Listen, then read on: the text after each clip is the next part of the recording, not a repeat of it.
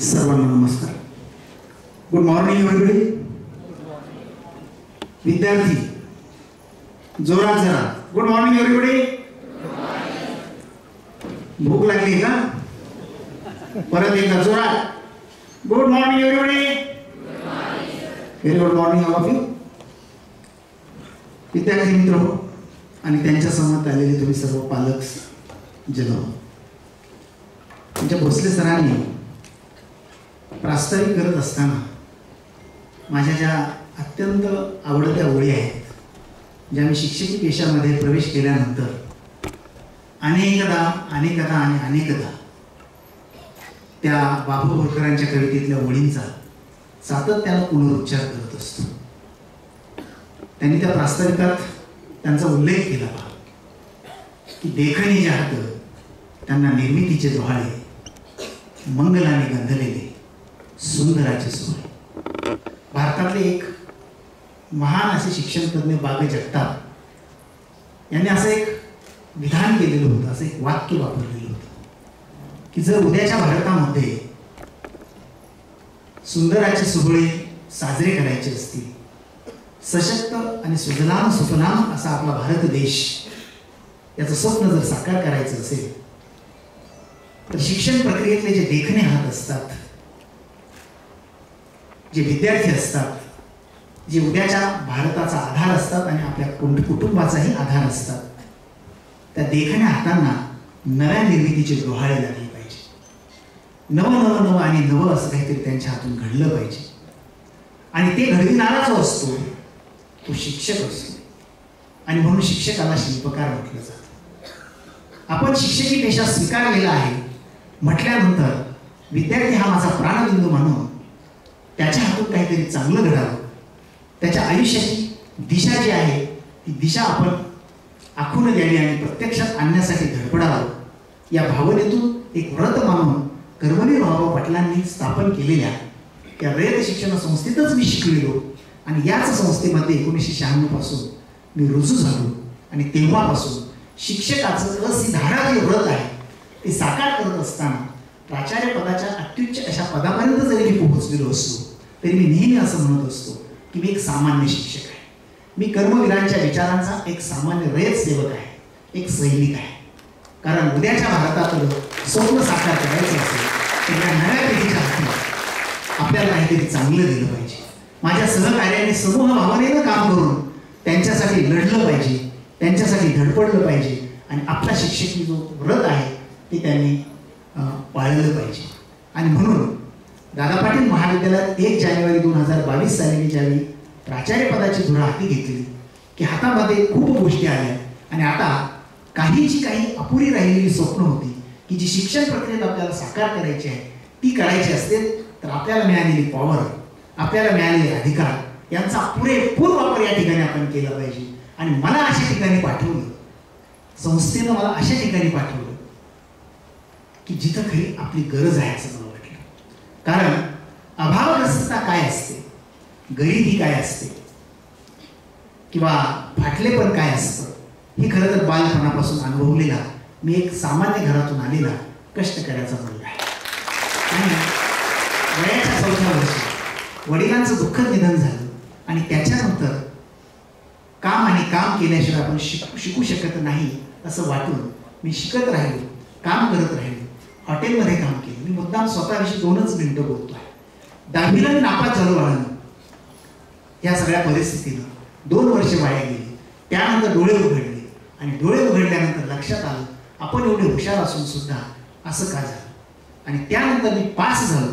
एकीकडे काम करायचं, हॉटेलमध्ये करणं असो किंवा आणखी कुठलं असो, हे करत करत करत शिकतही राहिलो. पण शिकत असताना एकच ठरवलं की अत्युच्च जे काही आहे ते आपल्याला मिळवायचं, सर्वोच्च जे आहे ते आपल्याला मिळवायचं. आणि ते मिळवत असताना जे कष्ट पडतील ते कष्ट आपण केले पाहिजे. जो काही आणि जितका अभ्यास करायचा तो आपण केला पाहिजे, जी काही धडपड करायची ती आपण केली पाहिजे. आणि कर्मवीरांच्या स्वप्नातला जो विद्यार्थी असतो तो विद्यार्थी आपण म्हणून घडलं पाहिजे. आणि याच मग कर्मवीरांनी स्थापन केलेल्या रयत शिक्षण संस्थेतून विचारांचे कण घेऊन, संस्कार घेऊन मी मोठा होत गेलो, नोकरीच्या क्षेत्रात आलो. तोही कर्मवीरांच्याच विचारानं भारावून भारावून गेल्या या रयत शिक्षण संस्थेत. मुळातच 1964 साली स्थापन झालेलं आपलं हे महाविद्यालय, कर्जत सारखा हा सगळा परिसर की ज्याला सातत्यानं हिणवलं जातं. कर्जत असेल, अगदी तुमच्या श्रीगोंद्यापासून तर उस्मानाबाद पर्यंत कुठेही उच्च शिक्षणाची सुविधा नव्हती. अशा काळामध्ये कर्मवीरांनी एकच स्वप्न पाहिलं होतं की एका हातामध्ये शेताचा औत आहे आणि दुसऱ्या हातात आपल्याला खडूपाटी पेन्सिल आणि पेन द्यायचा आहे आणि त्याच्या आधारानं आपल्याला इथला जय जवान आणि जय किसान जो आहे त्याच्या मुलाला घडवायचा आहे. कष्टकरी, शेतकरी, श्रमजीवी, बहुजन समाजातली जी मुलं आहेत, जी केवळ अज्ञान आणि अंधश्रद्धेत अडकलेली आहेत, त्यांच्या आयुष्याचं जर सोनं करायचं असेल तर त्यांच्या हाती पाटी पेन्सिल दिलीच पाहिजे. आणि मग शेतकऱ्यांच्या, कष्टकऱ्यांच्या मुलांसाठी त्यांनी जाणीवपूर्वक मोठ्या शहरात नव्हे तर डोंगरदऱ्यांमध्ये किंवा आदिवासी भागांमध्ये, दुष्काळग्रस्त भागांमध्ये, खेडेगावांमध्ये शाळा, विद्यालय आणि महाविद्यालय स्थापन करायला सुरुवात केली. आणि त्यातलंच एका शेतकऱ्यानं, एका सामान्य शेतकऱ्यानं, एका ज्याला अक्षरशत्रू असं म्हटलं जातं, असा ध्येयवेडा शेतकरी जो कर्मवीरांच्या विचारानं भारावला, त्यांच्या भाषणानं भारावला आणि आपली शेती, पोती आणि माती सगळी सोडली आणि या तालुक्यातील, या परिसरातील 100 किलोमीटरच्या पट्ट्यातील शेतकऱ्यांच्या, कष्टकऱ्यांच्या मुलांना आपल्याला शिकवायचं म्हणून 1949 साली या उत्तर महाराष्ट्रातली पहिली शाखा या भूमीमध्ये ज्यांनी स्थापन केली ते दादा पाटील. आणि त्याच दादा पाटील पुढे लक्षात आलं की या मुलांना शिकवायला शिक्षक नाही, कारण उच्च शिक्षण नाही, कारण ही मुलं उच्च शिक्षण घेऊ शकत नाही, कारण ते शहरात जाऊ शकत नाही, ते शहरात जाऊ शकत नाही कारण त्यांची परिस्थिती नाही आणि प्रबोधन नाही. आणि स्वतःच्या बोटाला धरून त्यांनी शहरात मुलांना पाठवलं, उच्च शिक्षण झालेली पहिली फळी आणली, त्यांना इथे शिक्षक म्हणून रुजू केलं. त्यातले काही बागल सर वगैरे आजही हयात आहेत. त्याच दादा पाटलांनी नंतर स्वतः यशवंतराव चव्हाणांच्या समोर वंदे मातरम चालू असताना ठाण मांडलं, घटनेचा भंग केला. मला माझ्या कर्जतच्या भूमिपुत्रांसाठी, या दुष्काळग्रस्त भागातील शेतकऱ्यांच्या, कष्टकऱ्यांच्या मुलांसाठी मला हायर एज्युकेशन असलेलं सिनियर कॉलेज पाहिजे, यासाठी त्यांनी ठाण मांडलं. आणि 1964 हे दादा पाटील महाविद्यालय उच्च शिक्षणाची सुविधा देणारं उभं राहील. अशा या दादा पाटील महाविद्यालयात तुम्ही सर्व जे आलेला आहात, पालक आहात, शिक्षक आहात, माता भगिनी आहात, वडील आहात, कोणी भाऊ असेल, आपल्या सर्वांचं मी या संकुलाच्या वतीनं, आमच्या सर्व सवंगड्यांच्या वतीनं खूप खूप स्वागत करतो. ज्या बाबा बोरकरांच्या ओळींचा या ठिकाणी पुनरुच्चार करत असतो की या शिक्षण प्रक्रियेत आणि आपल्या जीवनाच्या प्रवासातील 2 वर्ष फार महत्वाचे असतात, जी तुमच्या मुलांची आहे, तुमच्या मुलींची आहे. ही 2 वर्ष अशी आहेत की ती 2 वर्ष अत्यंत संवेदनशील असतात, अत्यंत संवेदनशील. 16 ते 18चं एक वय असतं, ज्याला द्वाड वय असं म्हणतात. न कळतं वय असतं, नाकात वारं शिरलेलं असतं, काय करायचं कळत नसतं. कुणी काही सांगितलं तरी ही पिढी त्याला बहकते. मग त्या मुली असो, मुलं असो, सर्वात जास्त चुका होतात या 2 वर्षात. हे आयुष्यातल्या घडवीतले 2 वर्ष असतात. आणि म्हणून या महाविद्यालयात प्रवेशित झालेला 16 ते 18 वयोगटातला जो विद्यार्थी आहे त्याच्यावर आमचा फार कटाक्ष असतो, फार लक्ष असतं. तो कसा आणि किती किती घडवावा याच्यासाठीची आमची आणि आमच्या सहकार्यांची खूप धडपड असते. आणि अशा या वयोगटातले तुमचे पाल्य आज या महाविद्यालयात नव्यानं प्रवेशित झालेले आहे. 11वी आणि 12वीचं हे वर्ष शिक्षणाच्या दृष्टीनं आणि आयुष्याच्या दृष्टीनंही तितकंच महत्त्वाचं असतं. म्हणजे जसं या काळामध्ये खूप जपायचं असतं, या काळामध्ये खूप सांभाळायचं असतं, या काळामध्ये त्याची जाणीव करून घ्यायची असते आणि ती नसते. अगदी पालकांचीही मुलं या वयामध्ये हुज्जत घालतात, म्हणजे ओला ठो करतात, कारण नाकात वाढ असतं, हे वयच वाढ असतं. आणि अशा वयात घडायचं ही वय असतं. ही 2 वर्ष तुमच्या आयुष्याची दिशा ठरवणारी असतात. तुम्ही कोण असणार आहात, तुम्ही कोठे असणार आहात आणि तुम्ही काय असणार आहात हे ठरवणारी ही 2 वर्ष असतात. आणि म्हणून तुमची एंट्री होत असताना तुम्हाला याचीही जाणीव करून द्यावी, तुमचं अगदी मनमोकळेपणानं स्वागतही करावं, पालकांशीही एक संवाद साधावा, म्हणून आपण सगळे आज एकत्र आलेलो आहोत. आज या निमित्तानं काही पालकांनी उत्स्फूर्तपणानं, काही पाल्यांनी उत्स्फूर्तपणानं आपली मनोगत व्यक्त केली. अगदी उत्स्फूर्त आहे. पहिलाच दिवस, अजून काय कॉलेज आहे माहीत नाही, शिक्षक कसे आहेत माहीत नाही, कोण आहेत माहीत नाही, कसं शिकवतात माहीत नाही, तरीही इतक्या उत्स्फूर्तपणानं फक्त ऐकीव माहितीच्या आधाराने ही मुलं बोलली आणि मग माझ्या लक्षात आलं की गुण सगळ्यात असतात. निसर्गानं प्रत्येकाला एक प्रतिभा दिलेली असते, निसर्गानं प्रत्येकाला एक क्षमता दिलेली असते, फक्त ती ओळख नाही, पारखी नजर असणारे शिक्षक आणि त्या पद्धतीचं प्रशासन असावं लागतं. आणि आज असे काही ध्येय आणि अशा काही हिरकण्या मला आज सापडल्या, ज्यामध्ये तनुजा आहे, ज्यामध्ये संस्कृती आहे, ज्यामध्ये सानिका आहे आणि त्यांचे काही पालक पण आहे की ज्यांनी आपली मनोगत व्यक्त केली. मग तनुजाचे पालक आहेत चव्हाण, दुसरे अनिल हजारे आहेत, चावळेताई आहेत, शेताताई, सुनील क्षीरसागर आहेत जे आमचे जुने विद्यार्थी आहेत, आणि आत्ताच खरं तर ज्यांचं कुटुंब या महाविद्यालयाच्या नेहमी पाठीशी राहिलेलं आहे अशा भापकरता आहेत शीतलताई. ही मनोगत ऐकल्यानंतर मी भारावून गेलो. अरे काय भावना आहे. आणि मग आमच्या शिक्षकांच्या खांद्यावरची जबाबदारी वाढते की पालकांच्या किती मोठ्या अपेक्षा आहेत आपणा सर्वांकडून, किती मोठं स्वप्न आहे त्यांचं आपल्या मुलांकडून. आणि हे सगळे जे आलेले आहेत हेही आपलेच आहे, हे आपल्यातलेच आहेत. मी फक्त सुरुवातीला क्षमा मागतो. काहींना वाटलं असेल की यांनाच फक्त स्टेजवर बोलवलं, आम्हाला का नाही. तुम्ही पण आमच्यातच आहात, तुम्ही पण आमचेच आहात, आपण सगळे कुटुंब आहोत.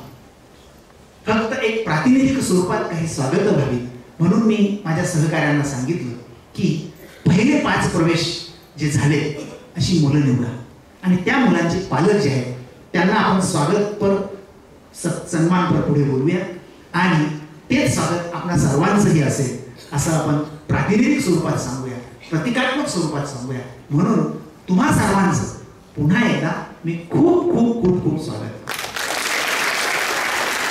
पालक जन्म आणि विद्यार्थी मित्र हो, खरं तर काही प्रश्न आहे. मला एक सांगा, आता मी थोडंसं जरा आता प्रश्नात्मक जातो. भाषणासाठी आपण आलेलो नाही आहोत, आपण स्वागतासाठी आलेलो आहोत आणि एक स्नेह मेळावा आहे. सुनील मला वाटतं कोणतरी क्षीरसागर की कोणतरी असं म्हटलं की अशा पद्धतीचं काही स्वागत विगत काही होत नसतं किंवा खरं आहे. खरं आहे, मला गरमई भाऊराव पाटलांनी एक दृष्टी दिली आहे. कारण मी एकच, माझ्यासमोर आलेला विद्यार्थी जो आहे हा ज्ञान मंदिरातला देव आहे. मी त्याला देव म्हणतो, लक्षात घ्या. प्राणबिंदू आहे. शिक्षण प्रक्रियेतला प्राणबिंदू जर कोण असेल तर तो विद्यार्थी आहे आणि याला केंद्र मानून शिक्षकानं काम केलं पाहिजे आणि त्याचं व्रत जे आहे ते साकार केलं पाहिजे. आणि म्हणून पहिल्याच दिवशी, अजून पहिला दिवस उगवायचा आहे, शासनानं आम्हाला सांगितलं 11 तारखेनंतर तुम्ही कॉलेजेस सुरू करा. मी म्हटलं नाही, आता ज्यांचे प्रवेश झाले त्यांचे जवळजवळ 2.5-3 महिने घरी गेलेले. आज ती मुलं रिकाम्या डोक्यानं घरी फिरतात, मोबाईलची आहारी गेलेली आहे, नको त्या पद्धतीनं मोबाईलवर पाहतात आणि त्याच्यामुळं पुन्हा बिघडाबिघडी होण्याची शक्यता आहे. आधीच कोरोनानं आमचं फार मोठं नुकसान केलं. नको त्या वयात हातात आलं आणि नको त्या गोष्टी पुढं पाहायला लागले. आणि आम्ही ज्यावेळी त्या मुलांना सामोरे जातो त्यावेळी त्यांच्या हाती असलेलं हे जे काही मोबाईल नावाचं यंत्र आहे की ज्यामुळं त्यांचे विचार आणि त्यांचा मेंदू कुरतडायचं काम केलेलं होतं. मन जे आहे ती मन दुभंगून टाकलेली होती. आणि मग 22 साली ज्यावेळी मी आलो तेव्हा फार मोठी समस्या आणि प्रश्न होता. आधी आपल्याला यांचे मेंदू स्वच्छ करावे लागतील, मन साफ करावे लागणार आहे, त्यांच्या डोक्यात जे साचले 2 वर्षातलं ते काढावं लागेल, त्यांना वर्गाकडे खेचून आणावं लागेल आणि त्याच्यातून मग संकल्पना पुढे आली की आपल्याला उपक्रम राबवल्याशिवाय पर्याय नाही, मुलांमध्ये चैतन्य आणल्याशिवाय पर्याय नाही. आणि मग आम्ही 10-12 वेगवेगळ्या प्रकारचे अभिनव उपक्रम का आणले. खूप कधी काही पालक तक्रार करायची की वर्गात काही शिकवतात का नाही, का नुसतं उपक्रमच घेतात, अशी तक्रारीचा सूर असायचा. मला त्यांना समजावून सांगावं लागायचं. मुळात ही मुलं शिक्षणाच्या प्रवाहाच्या बाहेर पडली आहेत. घरामध्ये बसून मोबाईलवर शिकलीत. काय शिकलीत माहित आहे? मोबाईलवर तास चालू असताना, मी स्वतः त्यावेळी शिक्षक होतो, मोबाईलवर तास चालू असताना मुलं फक्त ऑनलाईन जॉईंट असायची पण वेगळंच काहीतरी पाहत असायची, वेगळंच काहीतरी चॅटिंग चाललेलं असायचं. आपलं लक्ष सहज एखाद्या मुलाला प्रश्न विचारला की तो गडबडून जायचा, तो ऑनलाईन जॉईंट असल्यासारखं दिसायचा, व्हिडिओ ऑफ करून ठेवायचा, पण त्याचं वेगळंच चालायचं. आणि ही मुलं मग वर्गापासून दूर तुटलेली मुलं पुन्हा वर्गाकडे खेचून आणायची असतील, त्यांना वर्गात बसण्याची आवड आणि गोडी निर्माण करायची असेल तर आपल्याला उपक्रम राबवल्याशिवाय पर्याय नाही. आणि उपक्रमशीलता ही चैतन्याचा झरा असतो. वर्गामध्ये पाठ्यपुस्तक, अभ्यासक्रम, परीक्षा हे केलंच जातं, पण त्याच्या पलीकडे जाऊन जर आपल्याला खऱ्या अर्थानं माणूस म्हणून घडायचं असेल, जर आपल्या मुलाला सर्वांगीण आणि अष्टपैलू करायचं असेल तर उपक्रमाशिवाय पर्याय नसतो. हे मला पालकांना समजावून सांगायला लागायचं.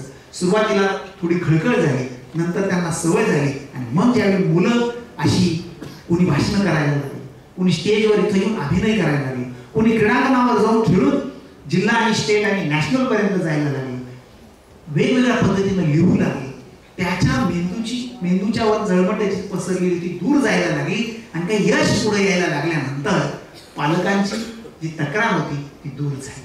हे मुद्दाम तुम्हाला सांगायचं. माझा एक प्रश्न आहे, सायन्स शाखेला प्रवेश घेतलेले विद्यार्थी जर हात वर करा प्लीज. व्हेरी गुड, आपल्या सर्वांचं स्वागत आहे.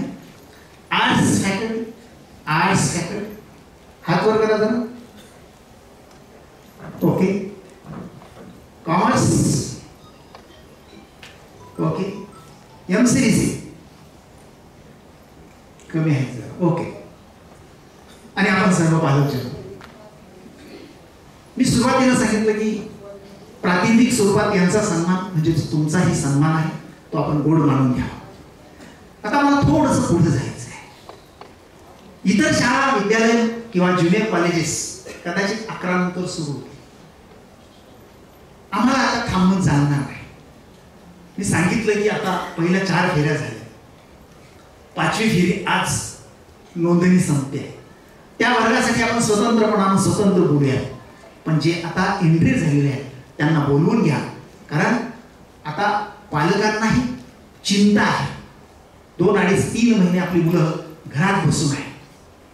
कुठंतरी ती या प्रवाहात परत जोडली जायला हवी आहे, कारण ते नुकसान भरून येणार आहे. असं थोडी आहे 2.5 महिन्यामध्ये मला सांगा तुमच्यापैकी किती मुलांनी पुस्तकं वाचली? हात वर करा.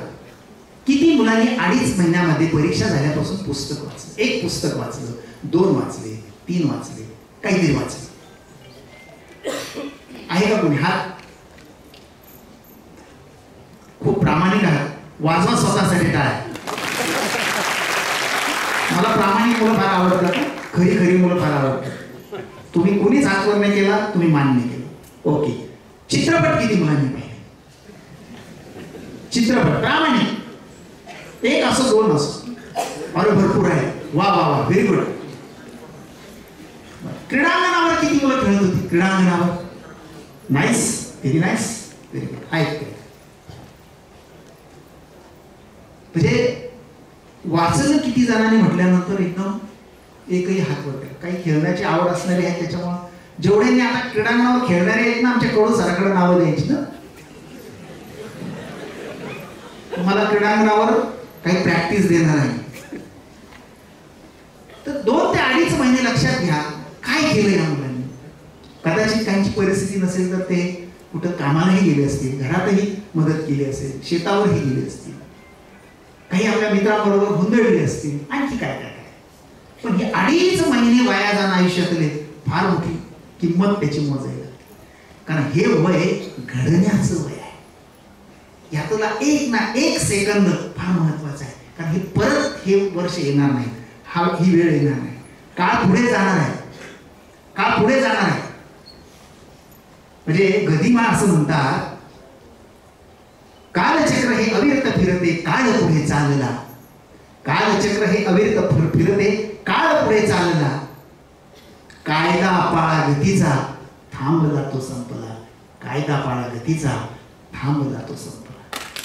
गड्या आपल्याला थांबायचं नाही, गड्या आपल्याला थांबून चालणार नाही.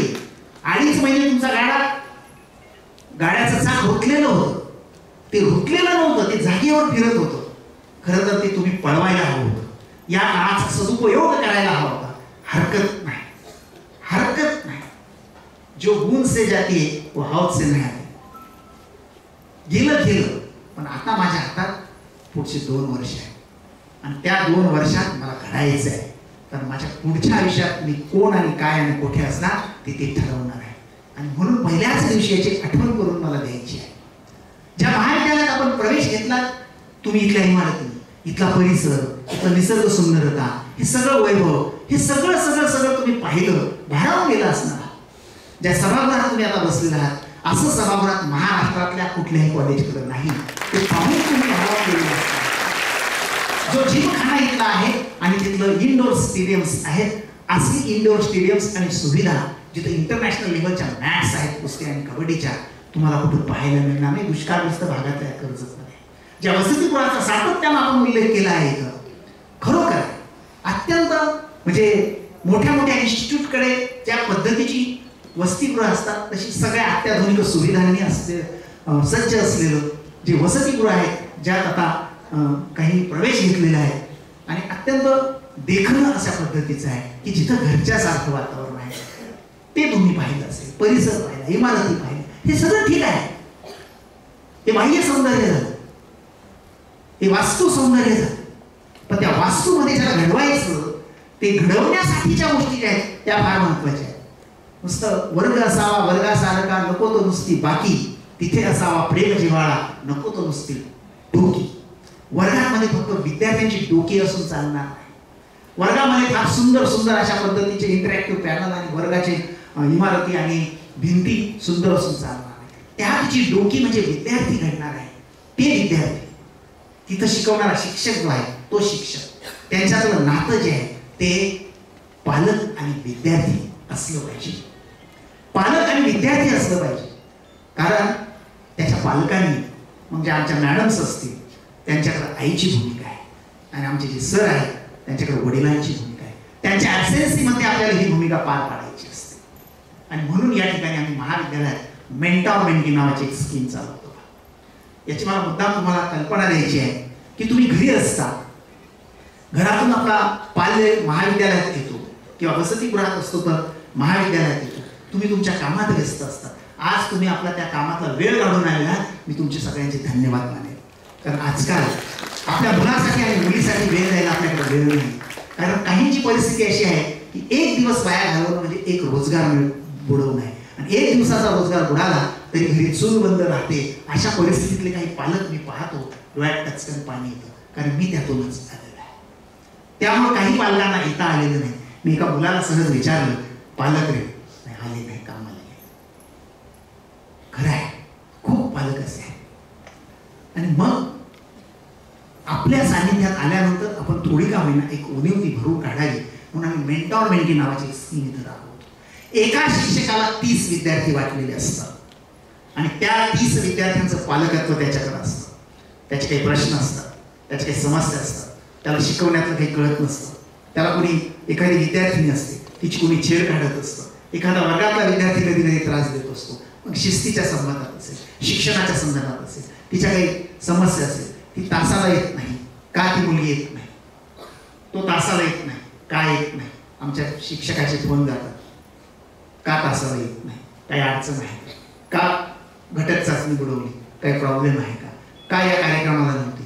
म्हणजे ह्या सगळ्या गोष्टींची विचारपूस करणं आणि पालकत्वाच्या भूमिकेतून त्याचा सांभाळ करण्यासाठी आम्ही मेंटॉर मेंटी नावाची स्कीम अत्यंत प्रभावी पद्धतीने राबवतो. त्याच्यामध्ये आधी आढावा घेत असतो आणि मग मायक्रो लेवलवर त्या मुलाला मार्गदर्शन करणं. तुम्ही सर्वांनी एक उल्लेख केला की पहिल्यांदाच केंद्रीय पद्धतीनं प्रवेश प्रक्रिया यावर्षी सुरू झाली ऑनलाईन. आमच्या हातात जे होतं ते सगळं आता शासनाच्या ताब्यात दिलं, हरकत नाही. त्याच्या माध्यमातून ऑनलाईन पद्धतीनं प्रवेश घेतलेली तुमची पहिली बॅच आहे आणि त्या पहिल्या बॅचचं आपण आज स्वागत करत आहोत. आता ही पहिली बॅच आहे, ऑनलाईन आहे. अनेकांपुढे अनेक प्रश्न होते. काही काही ज्युनियर कॉलेजच्या पुढे प्रचंड प्रश्न आणि प्रश्न होते. कारण तिथला शिक्षक हा काय ताकदीचा आहे आम्हाला माहित होतं. हा रयतेचा सेवक जो आहे ना, हा कर्मवीरांचा सैनिक आहे, हा विद्यार्थ्याला देव मानणारा सैनिक आहे. म्हणून तुम्हाला या ठिकाणी सर्वांकडनं इतक्या चांगल्या पद्धतीची मदत झालेली दिसते. आम्ही पहिल्यांदा काय केलं, सेटअप तयार केला. मुलांना मोफत रजिस्ट्रेशन करून द्यायचं. कारण या काळात काहींची दुकानं आणि त्याचे भाव भडकले. 50 रुपये फॉर्म भरण्यासाठी 150 रुपये फी घेतली जायला लागली आणि गोरगरीब सामान्य कष्टकऱ्यांच्या मुलांनी पैसे आणायचे होते. मग आम्ही आमचा सेटअप तयार केला, आमची टीम तयार केली. आपण मुलांना मोफत प्रवेश फॉर्म भरण्यासाठी मदत करायची. त्यांच्या मोफत फॉर्म तर भरायचे, त्यांचं त्यांना मार्गदर्शन करायचं. कारण 10वीतून 11वीत येणाऱ्या मुलं पहिल्यांदाच ही सामोरं जातात. पालकांना हे ऑनलाईन वगैरे काही कळत नाही. आणि मग आमची टीम त्या पद्धतीनं कामाला लागली. आम्ही त्या ठिकाणी एक वॉर रूम तयार केली आणि त्या वॉर रूम मध्ये आलेल्या प्रत्येक पालकाचं स्वागत करणं असेल, शब्दानं त्याचं समाधान करणं असेल, त्याला मदत करणं असेल, त्याला मार्गदर्शन करणं असेल, हे काम आमच्या सर्व शिक्षकांनी अत्यंत पोटतिडकीनं केलं. आपल्या सर्वांच्या वतीनं मी त्यांचं अभिनंदन करतो. आणि मग ऑनलाईन पद्धतीनं तुम्ही आलेला सगळे, आर्ट्स असेल, कॉमर्स असेल, सायन्स असेल, MCSE असेल. बाळांनो, एक लक्षात घ्या, तुम्ही कुठल्या फॅकल्टीला प्रवेश घेतला आहे ते तुम्ही ठरवून आला, कुणाच्या तरी सांगी वागीनं आलेलं नसतं. या महाविद्यालयात 95% मार्क्स मिळवलेला विद्यार्थी आर्ट्सला जातो आणि तो जाणीवपूर्वक जातो. कुणीतरी सांगितलं म्हणून आपण फॅकल्टी निवडायची नसते. फॅकल्टी निवडत असताना आपल्या आवडीनं, आपल्या क्षमतेनं निवडायची असते आणि ती तुम्ही निवडलेली आहे असं मी गृहीत धरतो. आता जी काही फॅकल्टी तुम्ही निवडलेली आहे तिचे काही गोष्टी सुरू होतील. या महाविद्यालयात आल्या आल्या पहिल्यांदा एक अत्यंत वेगळा कार्यक्रम जो राबवला जातो त्याला मी ब्रिज प्रोग्राम असं म्हटलेलं आहे. ब्रिज प्रोग्राम ही संकल्पना राबवत असताना मी माझ्या सहकार्यांना 3 वर्षापूर्वी सांगितलं की 10वी मधून 11वीत येणाऱ्या मुलांची पूर्णपणे ब्रँच बदललेली असते, प्रवाह बदललेला असतो. 10वी पर्यंत सगळं वेगळं असतं आणि आपल्याला स्कूल कनेक्ट नावाचा आता शासनानं आता तो कार्यक्रम घेतला. स्कूल कनेक्ट म्हणजे स्कूल पासून ज्युनियरला येणाऱ्यांचं कनेक्शन करायचं. आम्ही या ठिकाणी ब्रिज म्हणून तो 3-4 वर्षापूर्वी सुरू केलं. ही आमची दूरदृष्टी आहे. 4 वर्षापूर्वीच ब्रिज म्हणजे पूल आहे. 10वी आणि पुढे 11वी-12वी याला जोडणारा दुवा म्हणजे पूल आणि हा पूल म्हणून काम आपल्याला करायचं आहे. आणि मग आल्या आल्या विद्यार्थ्याला पहिले 5 ते 7 दिवस काहीही शिकवायचं नाही. उद्या ते सुरू झाल्यानंतर एखादा पालक तक्रार करेल, हे करायचं होतं तर मग आम्ही प्रवेशच कशाला घेतला, शिकवलंच जात नाही कॉलेजमध्ये. पहिले 7 दिवस मुलांना अभ्यासक्रमातलं काहीही शिकवलं जात नाही. हा वेगळा प्रोग्राम आहे. सुरुवातीला एक तर तो 10वीच्या प्रवाहातून तुटलेला आणि 11वीच्या प्रवाहात आलेला, नव्या प्रवाहात आलेला, त्याला नव्या प्रवाहाची तोडओळख करून देताना तो कोण आहे, तो काय आहे, त्याच्यात कोणत्या क्षमता आहे, त्या क्षमता ओळखणं, त्या शोधणं आणि त्या मुलांना त्या पद्धतीनं एक रस्ता तयार करून देण्यासाठी एक गोष्ट असते. कोणी चांगला क्रीडापटू असतो, कोणी चांगला कलावंत असतो, कोणी चांगला वक्ता असतो, कोणी चांगला लेखक असतो, कोणी चांगला सायंटिस्ट असतो, कुणाचं तरी एखादा अधिकारी होण्याचं स्वप्न असतं, कुणाला पोलीस व्हायचं असतं, कुणाला लष्करात जायचं असतं. अनेक स्वप्न घेऊन आलेले अनेक मुलं असतात. त्यांच्या त्या स्वप्नांना शोधलं जातं आणि त्यांना दिशा देण्यासाठी हा ब्रिज असतो. त्यानंतर त्याला 10वी पर्यंत काय ज्ञान मिळवलं बा, खरंच त्याला 10वीला पडलेले 90% खरे आहेत का खोटे आहेत. यावर्षी आणखी एक चांगली गोष्ट घडली. CCTV अंडर 10वीच्या परीक्षा झाल्या अख्ख्या महाराष्ट्रात. त्यातूनही काही पळवाटा शोधल्या. मुळात आपल्या दादा पाटील मध्ये ही प्रॅक्टिस नाही म्हणून आमच्याकडे दाखले मागायला काही कट प्रॅक्टिस वाले मुलं येतात. नाही नाही नाही, ते तुमच्याकडे कॉपी नाही करून दिली जातो. खरंच नाही दिली. म्हणजे मला सुद्धा कॉपी करण्याची संधी होती 10वीला. माझ्या भावाचे मित्र तिथं शिक्षक होते आणि ते मला सुपरविजन म्हणून काही मदत करू का, म्हटलं नाही, आईने शिकवलेलं होतं प्रामाणिक. मी नापास झालो 10वीला, 2 वर्ष वाया गेली. पण ती 2 वर्ष इतकी मोठी ठेच घेऊन गेली की खोटं नाही काय करायचं, खोटं काय करायचं नाही, हा संस्कार होता. गेली वर्ष वाया, पण त्यानं मला घडवलं आणि पुढे दिशा दिली आहे. आणि या महाविद्यालयात ती परंपरा आहे.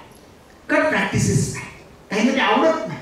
आणि मग जेव्हा शासनानं CCTVचा ससेमिरा लावला आणि सगळ्या परीक्षा मागच्या वर्षी 10वीला आणले, काही कट प्रॅक्टिसेस वाल्यांकडे प्रवेश घेतले होते, कुठं कुठं अकॅडमीज जॉईन केलेल्या होत्या, लाखो रुपये फी भरलेली होती 12वीला असताना आणि तिकडे निघून गेले होते. पण त्यांचे 10वीला आणले आणि मग प्रत्यक्ष निकाल लागल्यानंतर डोळे उघडले. अरे दादा पाटील मध्ये असतं तर बरं झालं असतं. मुलांना 2 वर्ष कमी प्रामाणिकपणे परीक्षा देण्याची सवय तरी लागली असती. इथं पहिल्यापासून कडक परीक्षा घेतली जाते आणि अशा कडक घेतलेल्या परीक्षेला पार करून तुम्ही सगळे आलेला आहात. तुमचं सर्वांचं खूप खूप अभिनंदन. जे काही मार्क्स तुम्हाला मिळवलेले ते तुमचे आहेत, हक्काचे आहेत, प्रामाणिकपणाचे आहेत, कारण तुम्ही CCTVच्या अंडर घेतलेल्या परीक्षेतून आलेली परीक्षा द्या. म्हणून तुम्ही खरे आहात. म्हणजे 80 ते 90% मुलं ही खरे खरे आणि खरे आहे. एवढ्या तुम्ही पळवाटा शोधणारे असतात 10-5 सोडून द्या. आणि मग अशी नवी बॅच जी ऑनलाईन पद्धतीने आलेली नवी बॅच आणि तुम्ही आम्ही सर्व तुम्हा सर्वांचंच परत एकदा खूप खूप खूप खूप आणि खूप खूप स्वागत करतो. आणि 1964 साली स्थापन झालेल्या आणि 61 वर्ष पूर्ण झालेल्या या महाविद्यालयातून आपला विद्यार्थी आपला पाल्य अत्यंत सुरक्षित आहे याची शाश्वती तुम्हाला असावी. त्याला खऱ्या अर्थाने शिकवलं जाणार आहे याची शाश्वती तुम्हाला असावी. अगदी निर्धास्तपणाने आपल्या पाल्याच्या बाबतीमध्ये आपण राहावं. आणि काही जी आपण चुकीची पाहिलेली स्वप्न असतात तीही आपण थोडीशी दूर करावी. खरी आणि चांगली स्वप्न आपल्या समोर ठेवावी ह्याच्यासाठी आपण या ठिकाणी एकत्र आलो. या महाविद्यालयाचा महाराष्ट्रातला सर्वात नामांकित विभाग जर कुठला असेल की जो रयत शिक्षण संस्थेच्या 750 शाखा आहेत पहा, त्यात सुद्धा त्याची ओळख आहे आणि प्रायव्हेट मध्ये सुद्धा त्याची ओळख आहे. आणि तो म्हणजे या महाविद्यालयाचा रयत पॅरा मिलिटरी आणि NCC विभाग. अत्यंत नामांकित विभाग आहे की ज्या विभागातून आतापर्यंत 1545 मुलं वेगवेगळ्या सैन्य दलात भरती झालेली आहेत. या परिसरातली एवढ्या मुलांच्या आयुष्याची दिशा त्या विभागातून घडवलेली. या विभागातून दिल्लीला प्रजासत्ताक दिनाच्या दिवशी जी पथसंचलन राजपथावर होत असतं, सर्वात जास्त मुलं भारतातले सर्वात जास्त मुलं या महाविद्यालयाचे त्या दिल्लीच्या 26 जानेवारीच्या परेडमध्ये गेले. 105 मुलं आतापर्यंत गेले. दरवर्षी 3 ते 4 मुलं जातात. Not a joke. असा हा विभाग अत्यंत सक्षमपणानं जी मुलं विशेषतः आर्ट्स फॅकल्टीकडची असतील किंवा अदर की जी मुलं सैन्य दलात जाण्याचं स्वप्न घेऊन आलेली असतात आणि या परिसरात सैन्य दलात जाण्याचं स्वप्न खूप मुलं पाहतात. खूप खूप अनेक गावं अशी आहेत की तिथं 15, 16, 18, 20, 50 पर्यंतची मुलं सैन्य दलात पोलीस दलात आहेत. आणि आम्ही नजीकच्याच एक 3-4 महिन्यामध्ये एक सुंदर असं मुलांसाठीचं निवासी प्रशिक्षण केंद्र जे आहे, पोलीस भरती पूर्व प्रशिक्षण केंद्र जे निवासी स्वरूपाचं वसतिगृह जे आहे ते आम्ही स्थापन करत आहोत. काही 3-4 महिन्यातच हे होत आहे. त्यानंतरची दुसरी महत्वाची गोष्ट म्हणजे खूप महत्वाची आहे. सुरुवातीला 22 साली आलो तेव्हा शिक्षकांनाही ते नवीन वाटलं आणि काही खळखळ झाली. बऱ्याचदा एखादी गोष्ट नवीन येते तेव्हा कुणालाही वाटते हे कशाला अंगावर ओझं घ्यायचं. पण जेव्हा त्यांच्या लक्षात त्याचं महत्व आणि मूल्य आलं, नाही गड्या हे महत्वाचं आहे मुलांसाठी पण आणि आपल्यासाठी, मग ते स्वीकारलं आणि पुढे गेले. मुलांना तर ते अनुभव होतं कारण काळ खूप बदललाय. नुसतं पदव्या घेऊन आणि प्रशिक्षण घेऊन मुलं घडणार नाही. त्याच्या जोडीला त्यांना कौशल्य मिळणं आवश्यक आहे.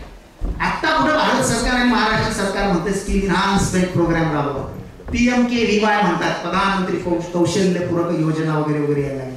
आम्ही 22 साली या ठिकाणी 28 प्रकारचे बुलेट कोर्स सुरू केले. बुलेट कोर्सेस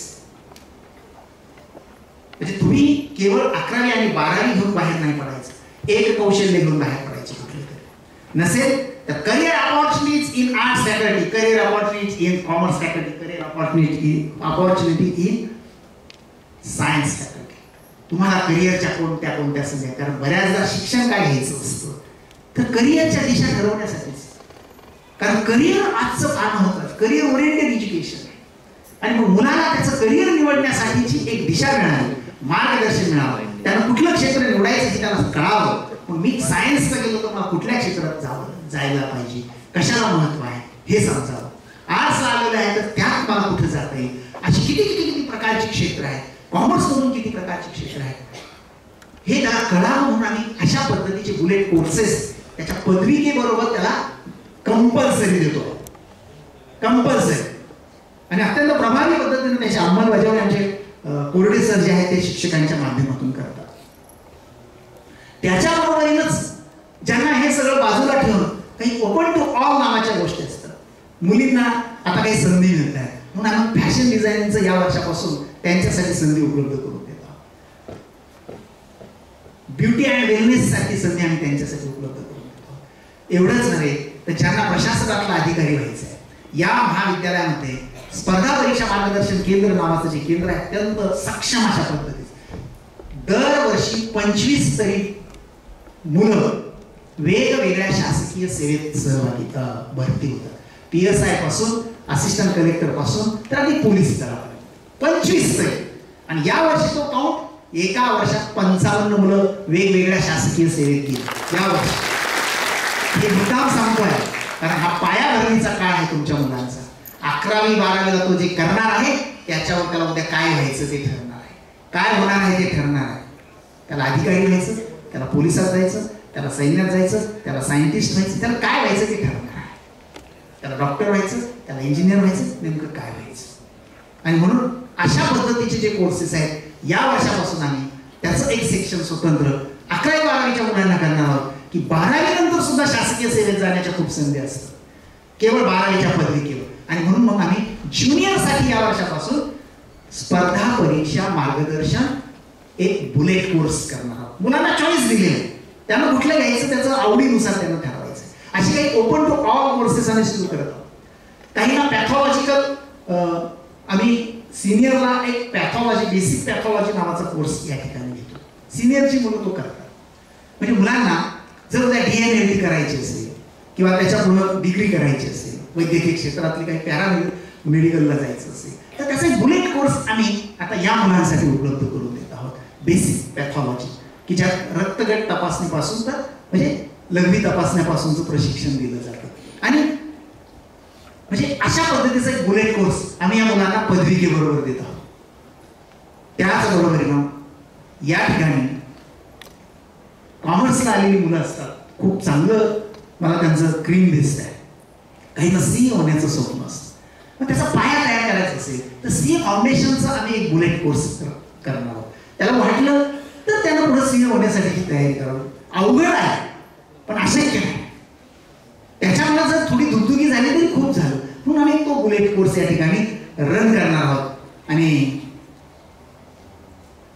एवढंच नव्हे तर या सगळ्या बरोबरीनंच जो अत्यंत महत्वाचा आहे, विशेषतः सायन्सला मुलाला पाठवताना मुलीला पाठवताना पालकांना एक स्वप्न पाहिलं. सायन्सला काय जायचं बाळा, मग तो म्हणतो मला इंजिनिअरिंगला जायचं, मला ॲग्रीला जायचं, मला मेडिकलला जायचं. आणि त्या दृष्टीनं तो सायन्सला, म्हणजे मेडिकल ॲग्री इंजिनिअरिंग याच्याही पलीकडे खूप मोठं विश्व असतं हे माहीत नसतं. पण तरी सुद्धा त्या दृष्टीनं 80% मुलं तयारी करत असतात. आमचे घालमे सर आणि यांचा जो उल्लेख झाला, या महाविद्यालयात एक शिक्षक म्हणजे ब्रँड आहे. मी नेहमी माझ्या शिक्षकांना सांगत असतो, प्रत्येक शिक्षकाला एक लक्षात घ्या, महाविद्यालय हे तुमच्या नावानं ओळखलं गेलं पाहिजे. ज्यावेळी तुमच्या आधी म्हणजे खाली जामखेड, कडा, आष्टी, आणखी काय पलीकडचं परांडा वगैरे बार्शीपर्यंत पालकाचा फोन येतो, अहो ते तुमच्या घालमे सरांनी यांची खेतमाई सरांची काही बदली होणार आहे, मग आम्ही आमच्या मुलाला काढून घेणार आहे. म्हटलं का? अहो ते गेले तर काय नाही. अरे ज्या शिक्षकाच्या नावानं कॉलेज ओळखलं जातं, म्हणून म्हटलं एक शिक्षक आहे ब्रँड आहे, ब्रँड. शिक्षकाच्या नावानं कॉलेज ओळखलं गेलं पाहिजे आणि ते शिक्षक त्याच्या कामातून ओळख तयार करत असतो. आणि मग इथला CET NEET JEE जो विभाग आहे वर्षभर कष्ट करतात. कॉलेजच्या व्यतिरिक्त सकाळी 8 वाजल्यापासून राबतात, रविवारी सुद्धा आपला वेळ देतात. आजकाल बाहेर मी सगळीकडे पाहतो शिक्षक पाठे टाकू कार्यक्रम असतो, जादाचा वेळ त्याला द्यायला नको असतो.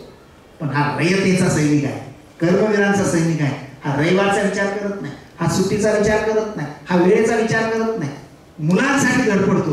आणि म्हणून हा इतका स्ट्रॉंग झालेला विभाग आहे की दरवर्षी 20 ते 25 मुलं 90 पेक्षा जास्त पर्सेंटाईल पास होतात, उत्तीर्ण होतात CET मध्ये.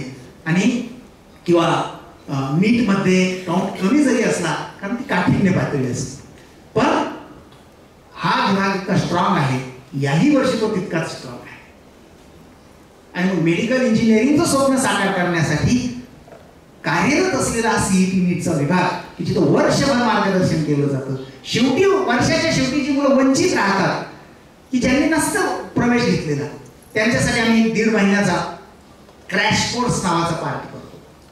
का आता त्याला तर परीक्षा द्यायची आहे, फॉर्म तर भरलेला आहे, क्लास लावलेले, क्लास तर सोडाच, मला त्या क्लासच्या याच्यावर तर त्या धंदेबाईपणावर विश्वासच नाही. त्या बाबतीत माझ्या पालकांना खूप खूप आणि खूप कळकळीची आणि पोट तिडकीनं विनंती आहे. अनुभव फार वाईट आहे म्हणून मला त्याची आठवण करून द्यायची, विशेष सायन्स फॅकल्टीची. म्हणजे माझ्याकडे 2 स्टुडंट्स आले दाखला मागायला. 11वी झाली, 11वीला चांगलं मेरिट होतं, खूप चांगलं, जवळजवळ 90% पुढे मेरिट होतं, 90%च ना. आणि मग वर्षभर CETचे वगैरे तास पण केलेले.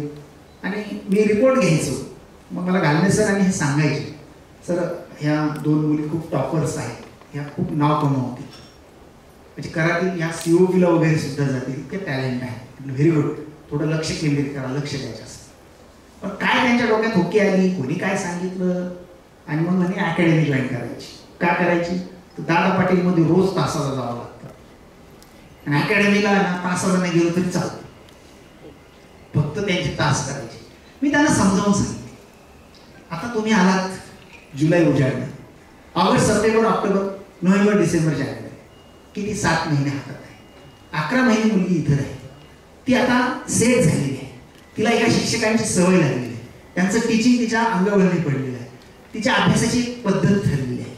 आणि हा सेट बिघडेल, ती पूर्ण नव्या वातावरणात जाणार, बाहेरच्या गावात जाणार, कुठल्या शहरी त्या मोहमय वातावरणात जाणार, तिथं ती कॉन्सन्ट्रेट व्हायलाच तिला 2 महिने जातील. कारण पूर्णपणानं अशा 200 मुलांचा हाव असतो. इथं प्रत्येक विद्यार्थ्याकडे शिक्षकाचं बारकाईनं लक्ष असतं, त्याच्या प्रगतीवर लक्ष असतं. 200 मुलाच्या हावमध्ये ते अकॅडमीवाले किती लक्ष देणार आहे? वरून तुम्ही 1 लाख रुपये फी भरणार, हा, तुम्हाला एक 6-7 हजारामध्ये वर्षभर शिकवणारे शिक्षक येत आहेत. बरं, असे शिक्षक आहेत जे ब्रँड आहेत. म्हणजे डिपर नावाची परीक्षा आहे, त्या परीक्षेच्या पेपरचं सेटिंग करणारे हे शिक्षक आहेत. महाराष्ट्रातून 10 लोक निवडली जातात.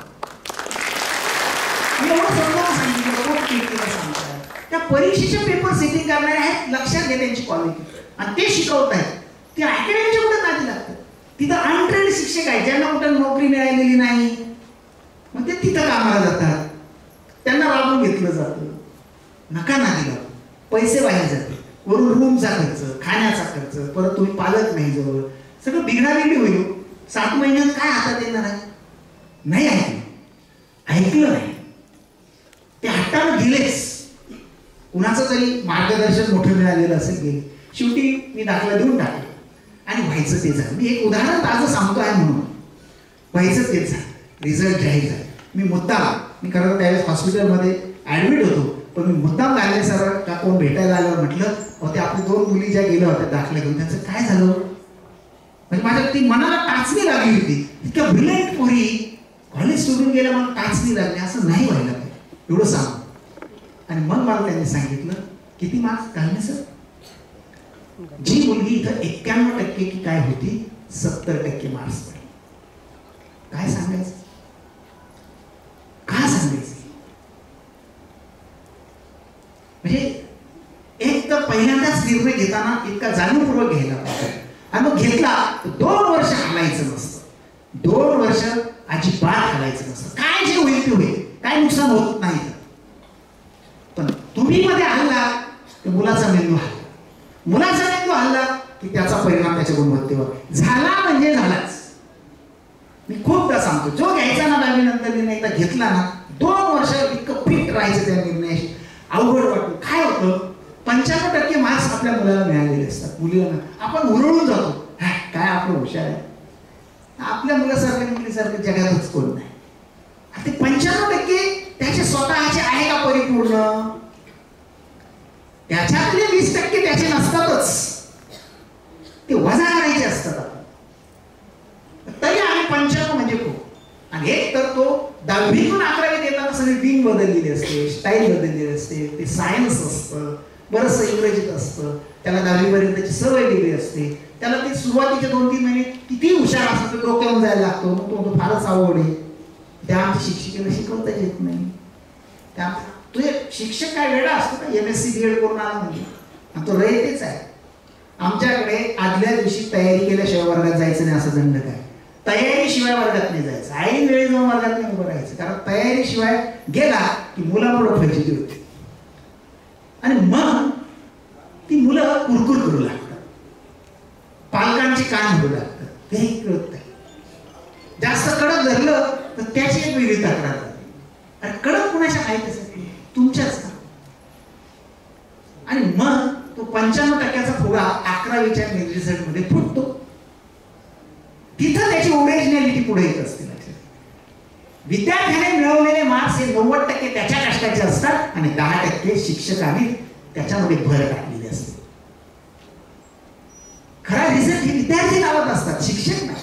शिक्षक त्याचं काम फक्त प्रामाणिकपणा करतात आणि मग ती मुलं हलतात. मुलं आणण्यापेक्षा पालक हलतात. काय सगळे नाही, काही पाल्यांना पालक थोडेसे समंजस असतात, त्यांना माहित असतं खरं काय आणि खोटं काय. आणि म्हणून निर्णय घेतलाय ना आता हालायचं, काय जे होईल ते होईल. मेटाना म्हणजे 50% मार्क्स मिळवलेला मी, लक्षात घ्या, एक ठेच काही नव्हतं, पण मी कधीच बोर्डाच्या आणि विद्यापीठाच्या परीक्षेत 1 नंबर कधीच सोडला नाही. PhD होईपर्यंत मी फर्स्ट, पहिला नंबर. म्हणजे लक्षात घ्या, असं काही नसतं. 50% वाला सुद्धा टॉपला जाऊ शकतो, टॉपचे मार्क्स मिळवू शकतो. मी आयुष्यात परत कधीच पराभव स्वीकारला. गुणवत्तेच्या बाबतीत सर्वोच्च राहिले. म्हणजे मी विद्यापीठातला पहिला नंबर सोडला नाही, फक्त कॉलेजचा नाही म्हटलं, विद्यापीठातला पहिला नंबर. PhDच्या प्रबंधाला सुद्धा टॉपला राहिलो. MPhilच्या प्रबंधाला माझ्या विद्यापीठामध्ये टॉपचं प्राइज मिळालं. म्हणजे कधीच सोडलं नाही. कुणाचा विश्वास नाही बसणार 10वीला 50% नापास झालेला असं आहे. म्हणून बाळांनो लक्षात घ्या, मार्क बिर्क जे आहे ना ते तुमचे कष्ट, तुमचा प्रामाणिकपणा, तुमची धडपड आणि तुमचं कॉन्सन्ट्रेशन याच्यावर आहे, तुमची जिद्द याच्यावर आहे.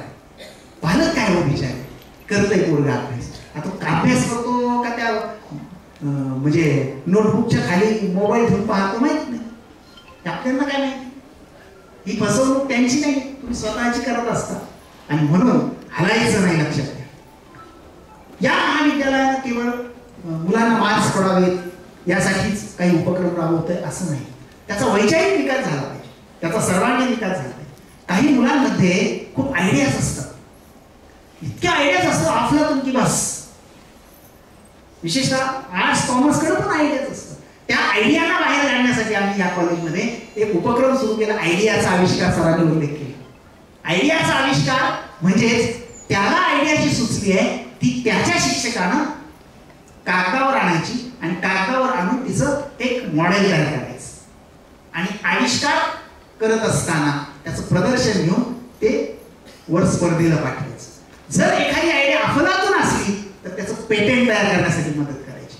आम्ही यापूर्वी 2 विद्यार्थ्यांना पेटेंटसाठी मदत केली. एका विद्यार्थ्याची आयडिया खूप चांगली होती. शेतकऱ्याच्या शेतामध्ये त्याच्या आजोबाकडनं त्याला ती आयडिया मिळाली.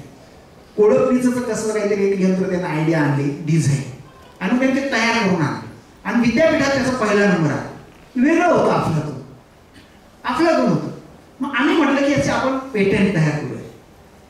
महाविद्यालयानं त्याचं पेटेंट करण्यासाठी 50,000 रुपयाची मदत केली त्या मुलाला. त्याचं पेटेंट झालं, त्याला म्हटलं आपण याचं प्रॉडक्टमध्ये रूपांतर करू, कॉलेज आणि आपण जॉईंटली करू. नंतर त्या मुलाला शिंग फुटली, ते जाऊ द्या, मग तो विषय सांगतो. म्हटलं जाऊ द्या, आपलं काम आपण केलं, त्या मुलाचं पेटेंट झालं, पुढे त्याचं प्रॉडक्ट आणि तो. पण आयडियाचा आविष्कार नावाचा उपक्रम या वर्षापासून आम्ही ज्युनियरसाठी सुरू करतो. सिनियरसाठी तर होताच. आणि अशी काही मुलं असतील की ज्यांच्याकडे आयडियाज आहेत, त्या आयडियांना जर त्यांनी आपल्या शिक्षकांजवळ शेअर केलं आणि त्याच्यामध्ये जर वेगळं पण दिसलं तर कॉलेज त्या मुलांसाठी पाहिजे ती मदत करणार आहे. तर हा आयडियाचा आविष्कार नावाचा एक वेगळा उपक्रम या महाविद्यालयात राबवला जातो सातत्यानं. त्याचा लाभ तुमच्या मुलांना होणार आहे. तुमच्या मुलांना म्हणजे ज्यांच्याकडे आयडियाज आहेत त्यांना. एवढंच नव्हे तर महाविद्यालय हे फक्त शिकवण्यासाठी नसतं, ही संस्काराची एक शाळा असते, मंदिर असते. आपला परिसर, आपलं गाव, आपली भूमी ही संत विचारांना आणि वारकरी संप्रदायानं प्रभावित झाली. संत सद्गुरू गोदड महाराजांच्या एका पदस्पर्शानं पुनीत झालेली ही भूमी आहे. श्रद्धेचं एक या ठिकाणी वेगळं स्थान आहे. आणि महाविद्यालय शिकणारा जो विद्यार्थी आहे हा म्हणजे अशा सगळ्या बाबींपासून फार म्हणजे त्याला हे असं नको असतं त्या वयात. त्या वयात कसं असतं त्याला मस्त टपोरीगिरी करणं, एन्जॉय करणं, मित्रमैत्रिणींमध्ये फिरणं. आणि विशेषतः आत्ताच्या मुलांमध्ये क्रेज आलेली आहे. क्रेज काय माहिती का? आपल्यापेक्षा मोठ्या वयाच्या मुलांमध्ये राहणं आणि ज्ञान करून फिरणं. ज्याची सर्वात मोठी ज्ञान तो सगळ्यात जास्त श्रीमंत. ही ज्ञानवाद सुरू झाले आता त्यांच्यात फार. आता ती म्हणजे भैया दादा आणखी बरंच काय काय काय काय सुरू आहे. क्रेज आली, क्रेज. ज्या वयात घडायचं या महाविद्यालयामध्ये ह्या संत विचाराला घेऊन आम्ही 5 दिवसाचा एक महोत्सव सुरू केला. आता 4 वर्ष झाले. आषाढी वारीला या महाविद्यालयाच्या प्रांगणामध्ये डोंगरगंजची शास्त्री महाराजांची एक दिंडी असते 20 वर्षापासून. मला असं वाटलं की अरे ही दिंडी येते, इथली मुलं सगळी बरीचशी वारकरी संप्रदायाच्या घरातून असते. मी आव्हान केले की ज्यांच्या घरामध्ये वारकरी संप्रदाय जो आहे, दिंडीला जाणारे आहेत, कोणी कीर्तन करणारे आहेत किंवा भजनी आहेत, त्यांनी नावं दे. आणि 40-50 मुलांची नावं. त्याच्यातून आयडिया पुढे आहे की महाविद्यालयात विद्यार्थी आणि शिक्षकांचा कीर्तन महोत्सव. जे शिक्षक आमचे बरेचसे आहेत, कोणी टाळकरी आहेत, कोणी पखवाज वाजवतात, असे शिक्षक आणि विद्यार्थी आहेत की ते काही कीर्तन करणारे आहेत, त्यांच्या घरात कीर्तनाची परंपरा. आणि 5 दिवसाचा हा महोत्सव करताना विद्यार्थी स्वतः कीर्तन करतात. संध्याकाळचे वेळ 5 दिवस 200-500 लोक आणि विद्यार्थी, वसतिगृहाच्या विद्यार्थिनी तिथं असतात संध्याकाळी. त्यानंतर त्यांना पंगत दिली जाते. एक 5 दिवस आम्ही तो महोत्सव घेतो आणि शास्त्री महाराजांची दिंडी येते, त्यांनी समारोप करतो. अशा पद्धतीचा प्रयोग भारतामध्ये कुठल्याच कॉलेजमध्ये नाही. कॉलेजमध्ये वारकरी संप्रदाय जो आहे त्याला घेऊन विद्यार्थ्याचा कीर्तन महोत्सव शिक्षकांच्या बरोबरीने. आणि कीर्तन करणारे हरिभक्तपरायण महाराज म्हणजे बाहेर आहेतच, पण महाविद्यालयाची मुलं तिथे उभी राहतात. एक वेगळंपण आहे. त्यामुळं भारावल्यासारखं एक वातावरण तयार, एक संस्कारी प्रियता इथं निर्माण होते. आणि आपली परंपरा 700-750 वर्षांची जी आहे ती जी आहे ती जोपासली जाते. नव्या शिक्षण प्रक्रियेमध्ये त्याची गरज आहे. कारण आज भौतिक ज्या बाहेर गोष्टी होत आहेत, वाईट गोष्टी होत आहेत, म्हणून हे महाविद्यालय संस्काराची दिशा देणारं महाविद्यालय. तर असा हा एक विद्यार्थी शिक्षक कीर्तन महोत्सव महाविद्यालयामध्ये येतो. मुद्दाम पालकांना हे काय सांगतो आहे की आपला मुलगा जिथं जाणार आहे तुम्ही शाश्वत राहा आणि ज्या मुलाला इथं यायचं त्यानं मनाची तयारी करून त्यात उतरा, यासाठी हे सांगतो. एवढंच नव्हे तर इथं कोविडच्या काळात मी डोळ्यानं पाहिलं खूप मुलांच्या आयुष्याची नाव जी आहे ती बहकली. कुणी व्यसनाच्या आहारी गेले, मुलं फार वाईट वाईट गोष्टी पाहायला लागली, नको त्या वयात नको त्या गोष्टी करायला लागली. म्हटलं कुठंतरी इथं वैचारांची फार मोठी भूक आहे. मग आम्ही कर्मवीर जयंती सप्ताह असतो त्याला जोडून एक आंतरराष्ट्रीय दर्जाचे काही माइंड ट्रेनर असतात. माइंड ट्रेनर म्हणजे कोहिंकर सारखे, राजेश काळे सारखे फार मोठे मोठे ट्रेनर आहेत. ते मुलांचा माइंड सेट करतात. त्या वयातली मुलं जी बिघडतात ना ती बिघडू नये अशी आंतरराष्ट्रीय दर्जाची माइंड ट्रेनर्स आणली, व्याख्याते आणली, विचारवंत आणली आणि एक व्याख्यान मला सुरू केली 3 दिवसांनी, कर्मवीर व्याख्यान, की त्या दिवशीचा विचार त्या मुलांच्या आयुष्याला दिशा देतो.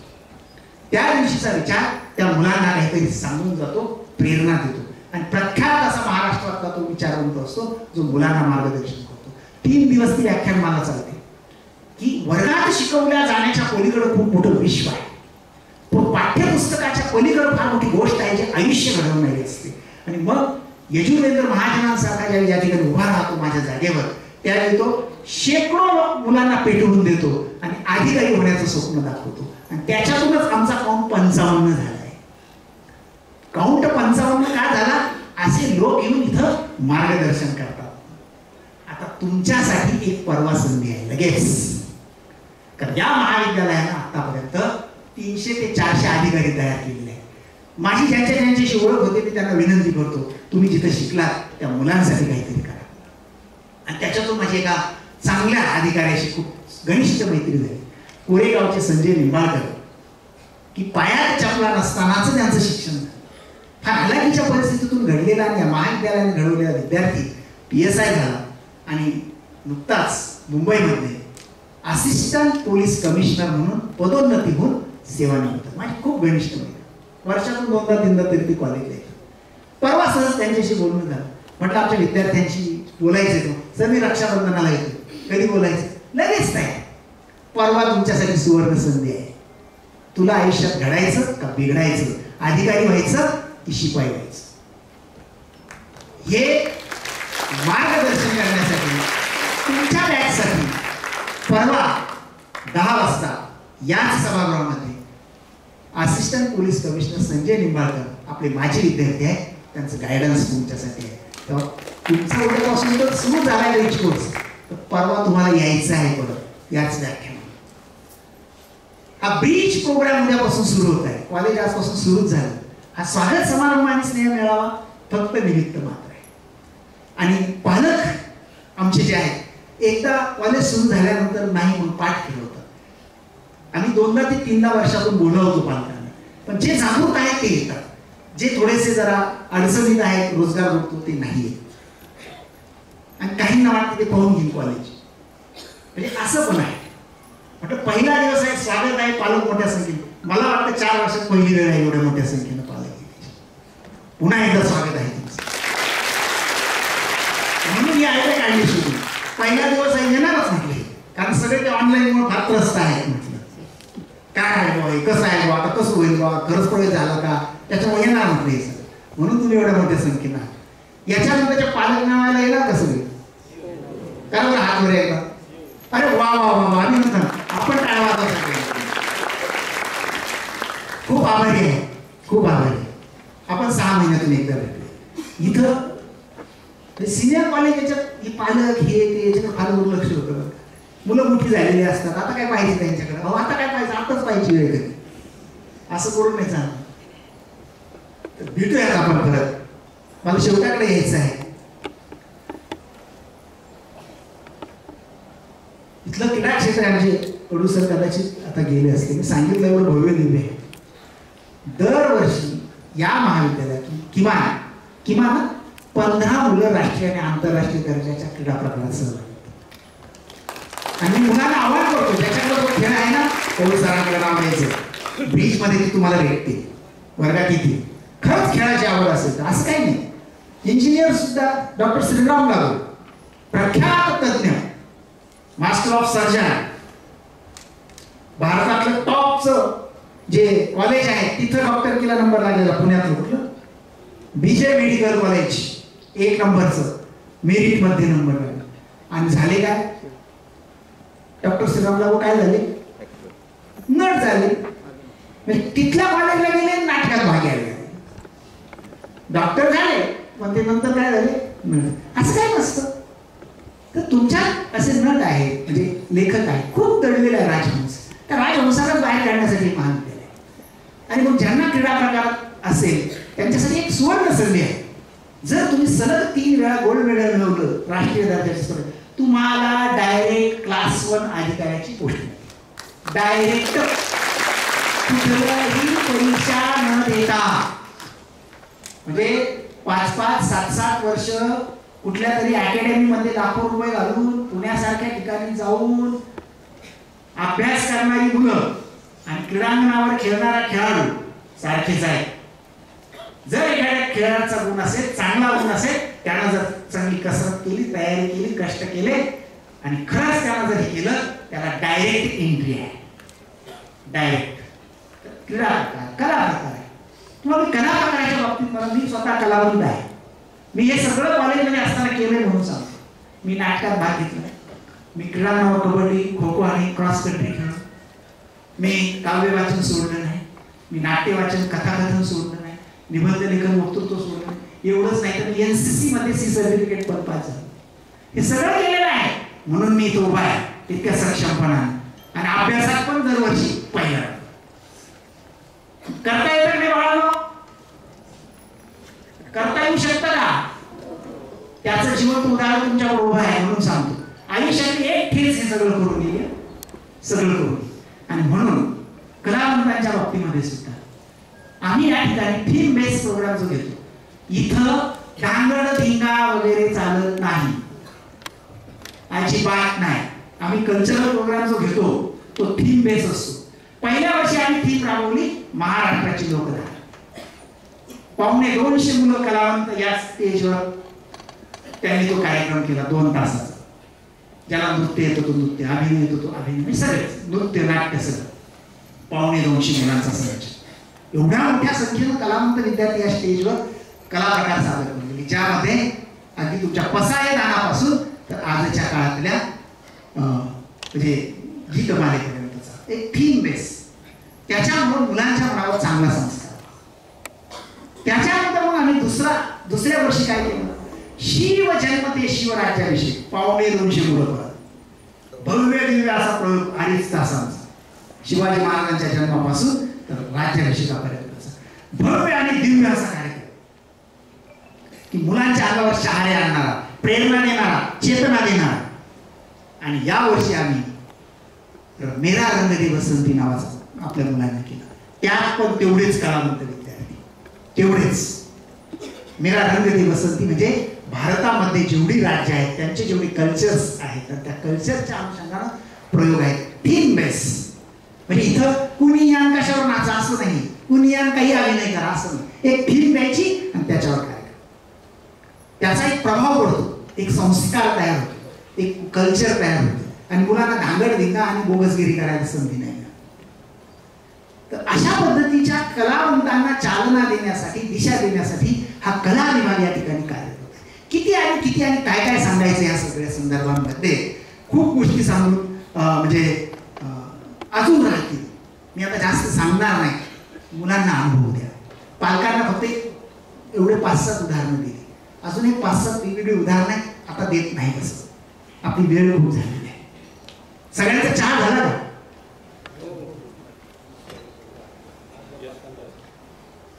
चहा यानंतर चहापान आहे. परत सर्वांनी चहापान घेतल्याशिवाय जायचं नाही. हे फक्त मी आता आगाऊ सांगून ठेवतो. किती नाही असो चहा घेऊन जायचं. ओके. शेवटच्या पर्वाकडे येतोय. कुणीतरी बसचा उल्लेख केला. मी हजर झाल्यानंतर काही सर्वे केले आणि असं लक्षात आलं की नांदगाव, शिंदा, कोपर्डे या भागातल्या मुली विशेषतः काही पालक पाठवत नाहीये किंवा पाठवलं तरी त्यांची खूप हाल आहे. मुळातच या तालुक्याचा एसटीचा प्रश्न फार मोठा आहे. फार वाईट परिस्थिती आहे. मुलांना 5-5, 7-7 किलोमीटर पायी कुठेतरी फाट्याला यावं लागतं आणि तिथून मग मुलगी किंवा मुलगा कॉलेजला येतो. कोणी मग गाडीवर आणून सोडतो, कोणी सायकलवर येतो, कोणी पायी येतो. खूप तालुक्यातल्या वेगवेगळ्या गावांमध्ये ही परिस्थिती ऑब्झर्व केली. आम्हाला नॅकनं सांगितलं होतं की कॉलेजची स्वतःची ट्रान्सपोर्टेशन व्यवस्था असेल.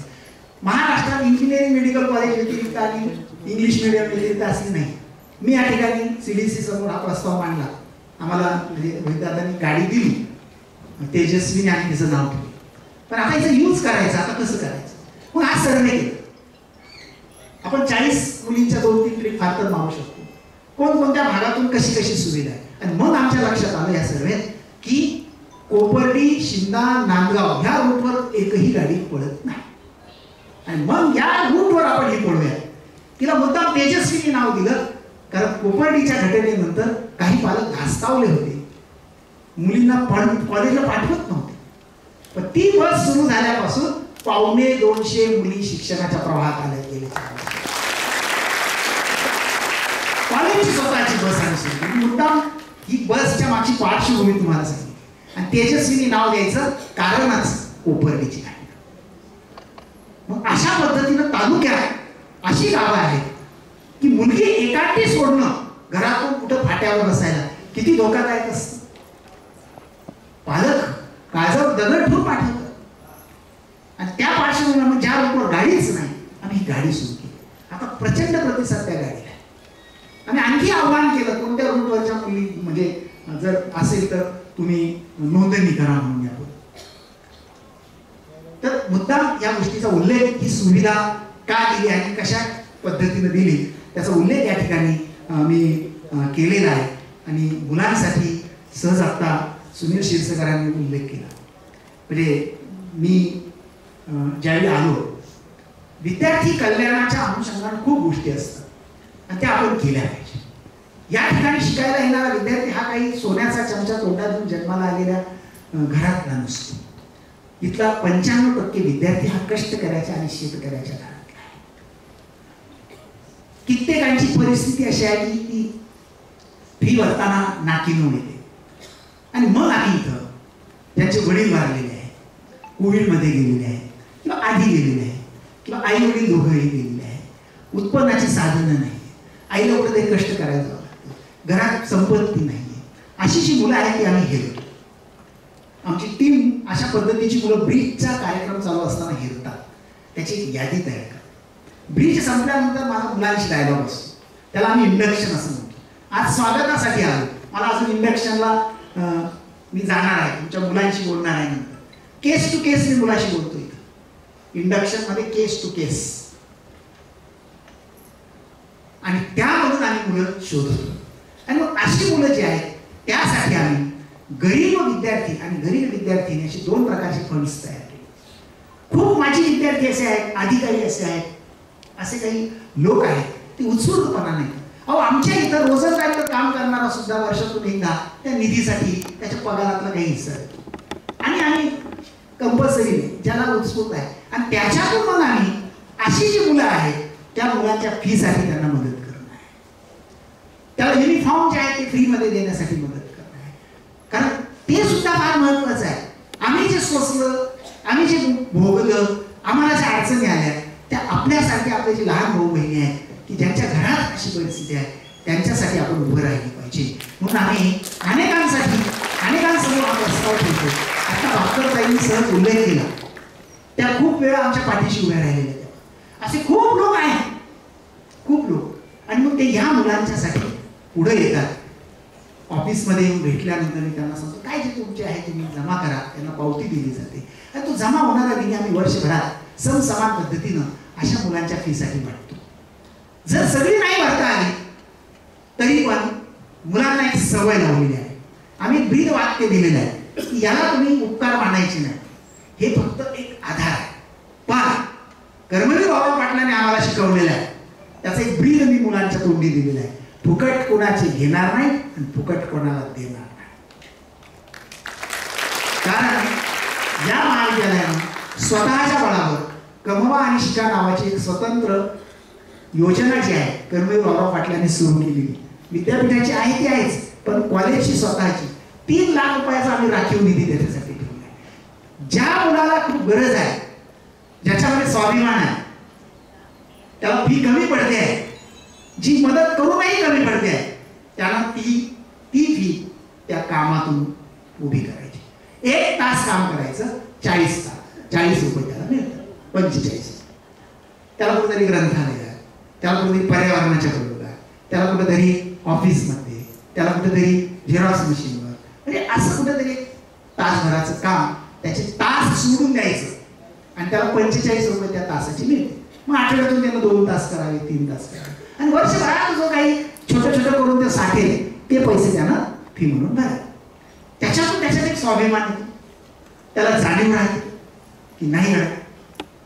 आणि मग आई वडिलांच्या कष्टाची जाणीव होते की माझ्या वडिलांना रानात राबताना किती त्रास झाला असेल, मला इथं तर काय आहे, तासभर फक्त करायचं आहे. त्याला एक जाणीव होते, त्याच्यात स्वाभिमान आहे. आणि म्हणून एक ही योजना आम्ही कार्यान्वित केली. त्याच्यासाठी 3 लाख रुपयाचा कॉलेजनं स्वतंत्र निधी राखून ठेवला आणि त्याच्यातून त्या मुलांना मदत केली जाते. आमच्याकडे इथं काही दानशूर व्यक्ती आहेत की ते त्या मुलांसाठी एक 50 युनिफॉर्म आम्हाला देतात दरवर्षी. आणि ते युनिफॉर्म आम्ही ते शोधलेली मुलं जी आहेत, गरजू मुलं जी आहेत, अभावग्रस्त मुलं आहेत, ज्यांना आधार थोडासा तुटलेला आहे, त्यांच्यासाठी आम्ही याचं वाटप करतो. सुनील क्षीरसागरांनी सहज उल्लेख केला त्या मुलाचा ॲक्सिडेंट झाला वगैरे, पैसे गोळा करावे लागले. काही योजना आहे. आम्ही कालच एका चांदगुडे नावाचे पालक आई आणि वडील आले, करमाळ्याचे. त्यांचा मुलगा महाविद्यालयात प्रवेश घेतला, 1ही महिना झाला नसेल, ॲक्सिडेंट झाला. ॲक्सिडेंटमध्ये तो मुलगा गेला. आणि ज्यावेळी आमच्याकडे हे कळलं, आमच्याकडे कर्मचारी आहे हे सगळं पाहतो, आम्ही वाटून दिलेलं आहे. आता मुलगा तर गेलेला आहे, तो काय परत येणार नाही, पण 2 मुली आहेत त्याची जबाबदारी आहे. करता सवरता हाताखाली येणारा पोरगा गेल्याचं दुःख जगातलं सगळ्यात मोठं दुःख असतं. मग त्याच्या आईवडिलांना बोलवून घेतलं, समजावलं आणि एक स्कीम असते, त्या स्कीममध्ये आम्ही त्या मुलांचा विमा उतरवला. त्यांना समजावून सांगितलं, त्यांना म्हटलं तुम्ही क्लेममध्ये आम्हाला सहकार्य करा. आणि काल म्हणजे 6 महिन्यानंतर तो क्लेम मंजूर झाला. आम्ही 1 लाख रुपयाचा चेक त्याला काल अदा केला. आणि आत्तापर्यंत गेल्या 4 वर्षांमध्ये अशा 6 मुलांच्या पालकांना आम्ही अशी मदत नाही म्हणत आम्ही, ही जी योजना आहे तिचा लाभ मिळवून दिला. विद्यार्थी कल्याण ही पण केंद्र आहे याच्यात केंद्रस्थ. फी पासून तर अशा पद्धतीच्या गोष्टींपर्यंत आपण एक त्याला कुटुंब वाटलं पाहिजे. आम्ही फक्त एक शाळा आणि भिंती वाटवता कामा नये, त्याला कुटुंब वाटलं पाहिजे. अशा पद्धतीच्या या वेगवेगळ्या गोष्टी महाविद्यालयात राबवल्या जातात. आणि शेवटी एक उल्लेख करायचा राहिला माझा Prakash, artificial intelligence and machine learning नावाची गोष्ट आता नव्यानं आली. ती जो कॅप्चर करेल तो उद्या टिकणार आहे, नाहीतर तो स्पर्धेतून बाहेर टिकला. या महाविद्यालयानं रयत शिक्षण संस्थेत सगळ्यात आधी हा उपक्रम सुरू केला. आणि आर्टिफिशियल इंटेलिजन्सचं आता आमचं सत्र पण सुरू झाले जोरजोरात. लवकरच 1.5 महिन्यात 68 लाख रुपयाची लॅब त्यासाठी उभी राहते. म्हणजे कृषी क्षेत्रामध्ये आर्टिफिशियलचा वापर कसा आता वाढतोय, प्रत्येक सेवा क्षेत्रात कसा वाढतोय, मुलांनी त्याचं नॉलेज का घेतलं पाहिजे, कला शाखेकडे कसं वाढतोय, आणि ते काम आमचं आता सुरू झालंय. त्याचे आता क्लासेस 12वीचे तर सुरू होतील. तुम्ही आता आल्यानंतर तुम्हाला कळेल, ज्याला इच्छा असेल त्यांना ते मिळेल. पण त्यासाठी आम्ही फार मोठे प्रयत्न आता सुरू केलेले आहे, कारण त्याच्याशिवाय आता उद्याच्या काळात पर्याय नाही. कृषी क्षेत्र तर प्रचंड पराक्रांत केलेलं आहे, तर तुम्ही शेतकऱ्याची तोडा. त्यामुळे तुम्हाला ते बदलत्या काळानुसारचं नॉलेज देणं आणि तंत्रज्ञान देणं हे आमचं काम आहे. आणि आता एकच सगळ्यात महत्वाचं आहे, ज्यामध्ये आम्हाला पालकांची साथ आणि सोबत महत्वाची असते. काही समज आणि गैरसमजातून कधी कधी काहीतरी बिघडतं. कधी मुलगा एक सांगतो, प्रत्यक्ष वेगळं असतं. कधी मुलगा खरं सांगतो, पालक दुर्लक्ष करतात, आणि त्याच्यातून कुठंतरी ताणाताणी होते. आणि तो प्रश्न असतो शिस्तीचा. तुम्ही सगळ्यांनी शिस्तीविषयी खूप समाधान येतं. आम्ही मायक्रो लेवलवर नियोजन केलं. इथं रिकाम्या तासाला एकही शिक्षक तुम्हाला स्टाफ रूम मध्ये दिसणार नाही. त्यानं लगेच बाहेर पडायचं. आणि व्हरांडा सुपरविजन नावाची गोष्ट, त्यांना काही काने कोपरे वाटून दिलेले आहेत. ह्या कोपऱ्यात 3 जणांनी, त्या कोपऱ्यात 3 जणांनी, गेटकडे 2, जिमखान्याकडे काही, वरच्या मध्य, हे असे त्यांनी रिकाम्या तासाला तिथं जाऊन थांबायचं. म्हणजे मुलांमध्ये कधी कधी वाचावाची होतोय, भांडणं होऊन मारामाऱ्या तुपातो, रक्तबंबाळ होण्यापर्यंत परिस्थिती जाते बाहेर. कोणी कुणाला पाहत नाही, काही घडतं. कधी बाहेरचे टार्गेट येतात, काहीतरी त्रास देतात. हे सगळं काही घडू नये, हे सगळं काही घडू नये म्हणून आम्ही व्हरांडा सुपरविजन नावाचा प्रकार जो आहे तो कटाक्षाने या ठिकाणी पाहतो. तुम्ही पाहिलं असेल, आमचे 2 शिक्षक इकडे उभे, 2 तिकडे, 2 तिकडे आता आलेले, किंवा कधी पण आलेलं असेल तर पाहिलं असेल. रिकामे शिक्षक रिकामे नाही, त्यांनी कॉलेजच्या सुरक्षिततेसाठी आणि शिस्तीसाठी काम करायचं. कारण शिस्त फार महत्वाची आहे. गेटवरच्या वॉचमॅनला सगळं जुमानतील असं नाही, काही दांडगट असतात, ते कधी कधी दमबाजी करून हे आत येतात. त्याच्या बाहेर काय होईल आम्हाला माहिती नाही, कारण ते आमच्या हातात नसतं, ते आमच्या कंट्रोलमध्ये नसतं. पण आत आल्यानंतर सुरक्षिततेची आहे. तसंच आमचं वसतिगृह आहे. त्या मॅडम कडक आहे शिस्तीला, पण आत गेल्यानंतर त्या कुटुंब प्रमुख आहे. तिथल्या मुलींचा फील आहे, तुम्ही विचारा. पण बाकीच्या बाबतीत फार कडक. तिथं चुकूनही कर्मचारी सुद्धा एकटा पुरुष जाण्याची बंदी आहे. मी सुद्धा प्राचार्य असलो ते 2-4 जण घेऊन एखाद्याकडून टीचर घेऊनच जातो, एंट्री नाही कोणी असलं तरी. इतकं सुरक्षित वसतिगृह आहे. आणि परिसरात मध्ये सुद्धा कुठं गाण्या कोपऱ्यात जर काही घडू नये म्हणून त्यासाठी ही व्हरांडा सुपरविजन आहे. पण हे सगळं होत असताना कधी कधी कडक शिस्तीचे फटके सुद्धा आम्हाला असतं. काहींना ते नको असतं, ते खोडसाळपणा करून कधी कधी त्रास देतात, काहीतरी वेगळं निमित्त काढून काहीतरी करतात. मग त्याला कंट्रोल करण्यासाठी आमची शिस्त कमिटी स्ट्रॉंगली काम करत असते. आणि मी असतोच बरोबर. आणि मी या संदर्भामध्ये तडजोड स्वीकारत नाही. मला खोटेपणा, अनैतिकता, अव्यवहार आणि बेशिस्त अजिबात चालत. मी तडजोडच स्वीकारतो. म्हणजे यापूर्वी मी काहींच्या हातामध्ये दाखले देऊन टाकले, सांगूनही सुधारला नाही तर सुधारण्याची संधी एकदा दोनदा देतो. नाही सुधारत म्हटलं की त्याच्या हातात दाखला प्रामाणिकपणाने, आणि फारच त्यानं त्याच्यावर आघात तांडव केलं तर लाल शेरा परत आयुष्यात तो उभा राहणार. म्हणजे मग वेळ आली तर एवढंही भले तरी देऊ कासेची लंगोटी, नाठाळाचे माती हाणू टाके. संत तुकारामाच्या उक्तीप्रमाणे शेवटी नाठाळाला तशी वागणूक द्यावी लागते. संधी सुधारण्याची 2 वेळा 3 वेळा.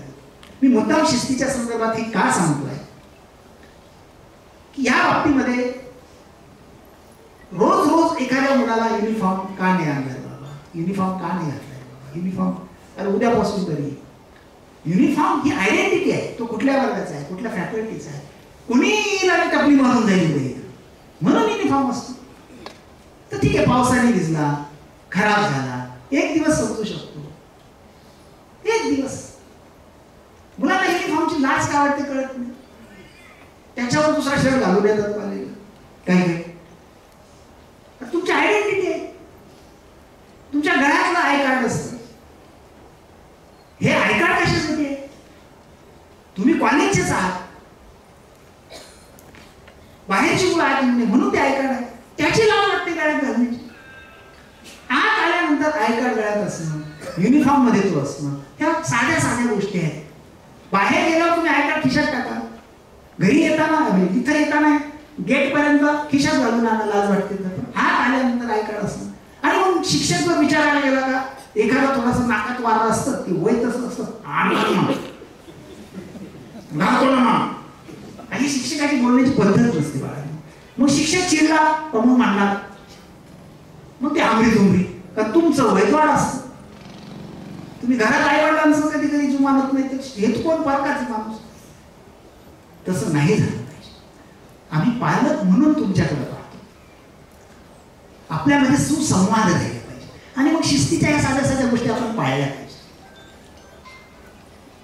मुलींच्या बाबतीत मला फार महत्वाचं सांगायचं आहे. आणि शिक्षक शेवट काय बोलायचं का आपल्याला? नाही. मुलींच्या बाबतीत पात्रांनो डोळ्यात तेल घालून टाका. फार वाईट काळ चाललाय, फार वाईट काळ. चूक त्यांची पण नाही. मी सांगितलं ना वय वाढच नाही कळत. बाहेर खूप धटिंग नाही, बापे झालेले आहे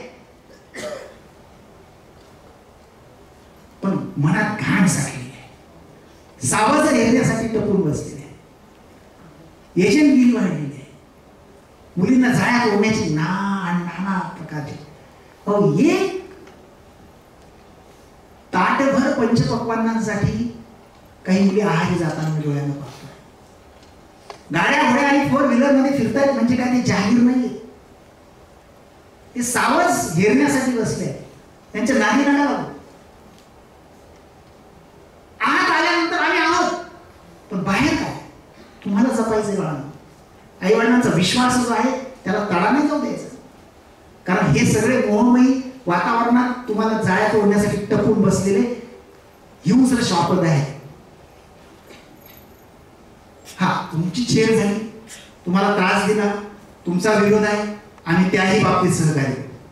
पण तुम्ही फसलात, स्वतः फसलात, आई वडिलांना फसवलं.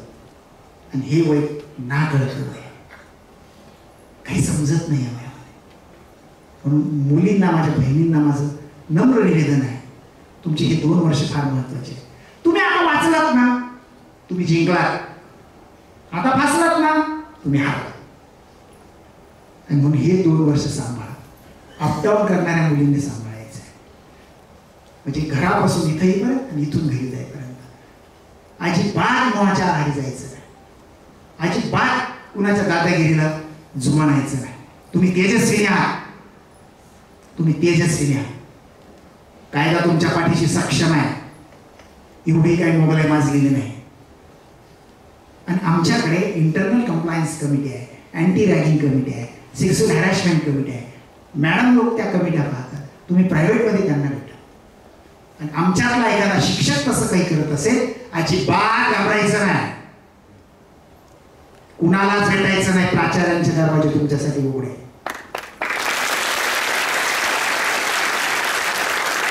नंतर तुम्ही तुमची दिशाभूल करू शकता, नको नको कशाला जाऊ दे. माझ्याकडे यायचं, एक मैत्रीण घेऊन यायचं. मैत्रिणीची लाज वाटत असेल मॅडम घेऊन या, नसेल एकट्या या, बीसीसीबी अंडरच बसलो आहे काय. अगदी मनमोकळेपणानं तसं सांगायचं. जर आमच्यातल्या एखाद्या शिक्षकाकडनं तुम्हाला असं काही जाणवलं, कसं वाटलं, तर स्पष्टपणानं सांगायचं. त्याच्यातलं तथ्य शोधलं जाईल आणि संबंधित जो कोणी असेल त्याला कडकात कडक शिक्षा देण्यासाठी मी सक्षम आहे. पण बाहेरच्या जगाचं काय करायचं? तुमची पालक चिंतित आहेत, लक्षात घ्या. काळ फार भयानक आहे, हा फार संवेदनशील विषय आहे.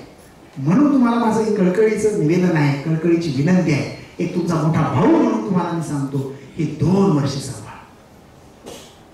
आणि शिस्तीच्या बाबतीत बाळांनो, तुमची संगत जाणीवपूर्वक निवडा. तुम्ही वाईट संगतीत गेला, तुम्ही बिघडला. तुम्ही चांगल्या संगतीत राहिलात, तुम्ही घडलात. कारण हे 2 वर्ष तुम्हाला घडवायचे वर्ष आहे आणि तसेच ते बिघडवणारे पण वर्ष आहे. म्हणून तुमची संगत फार महत्वाची आहे.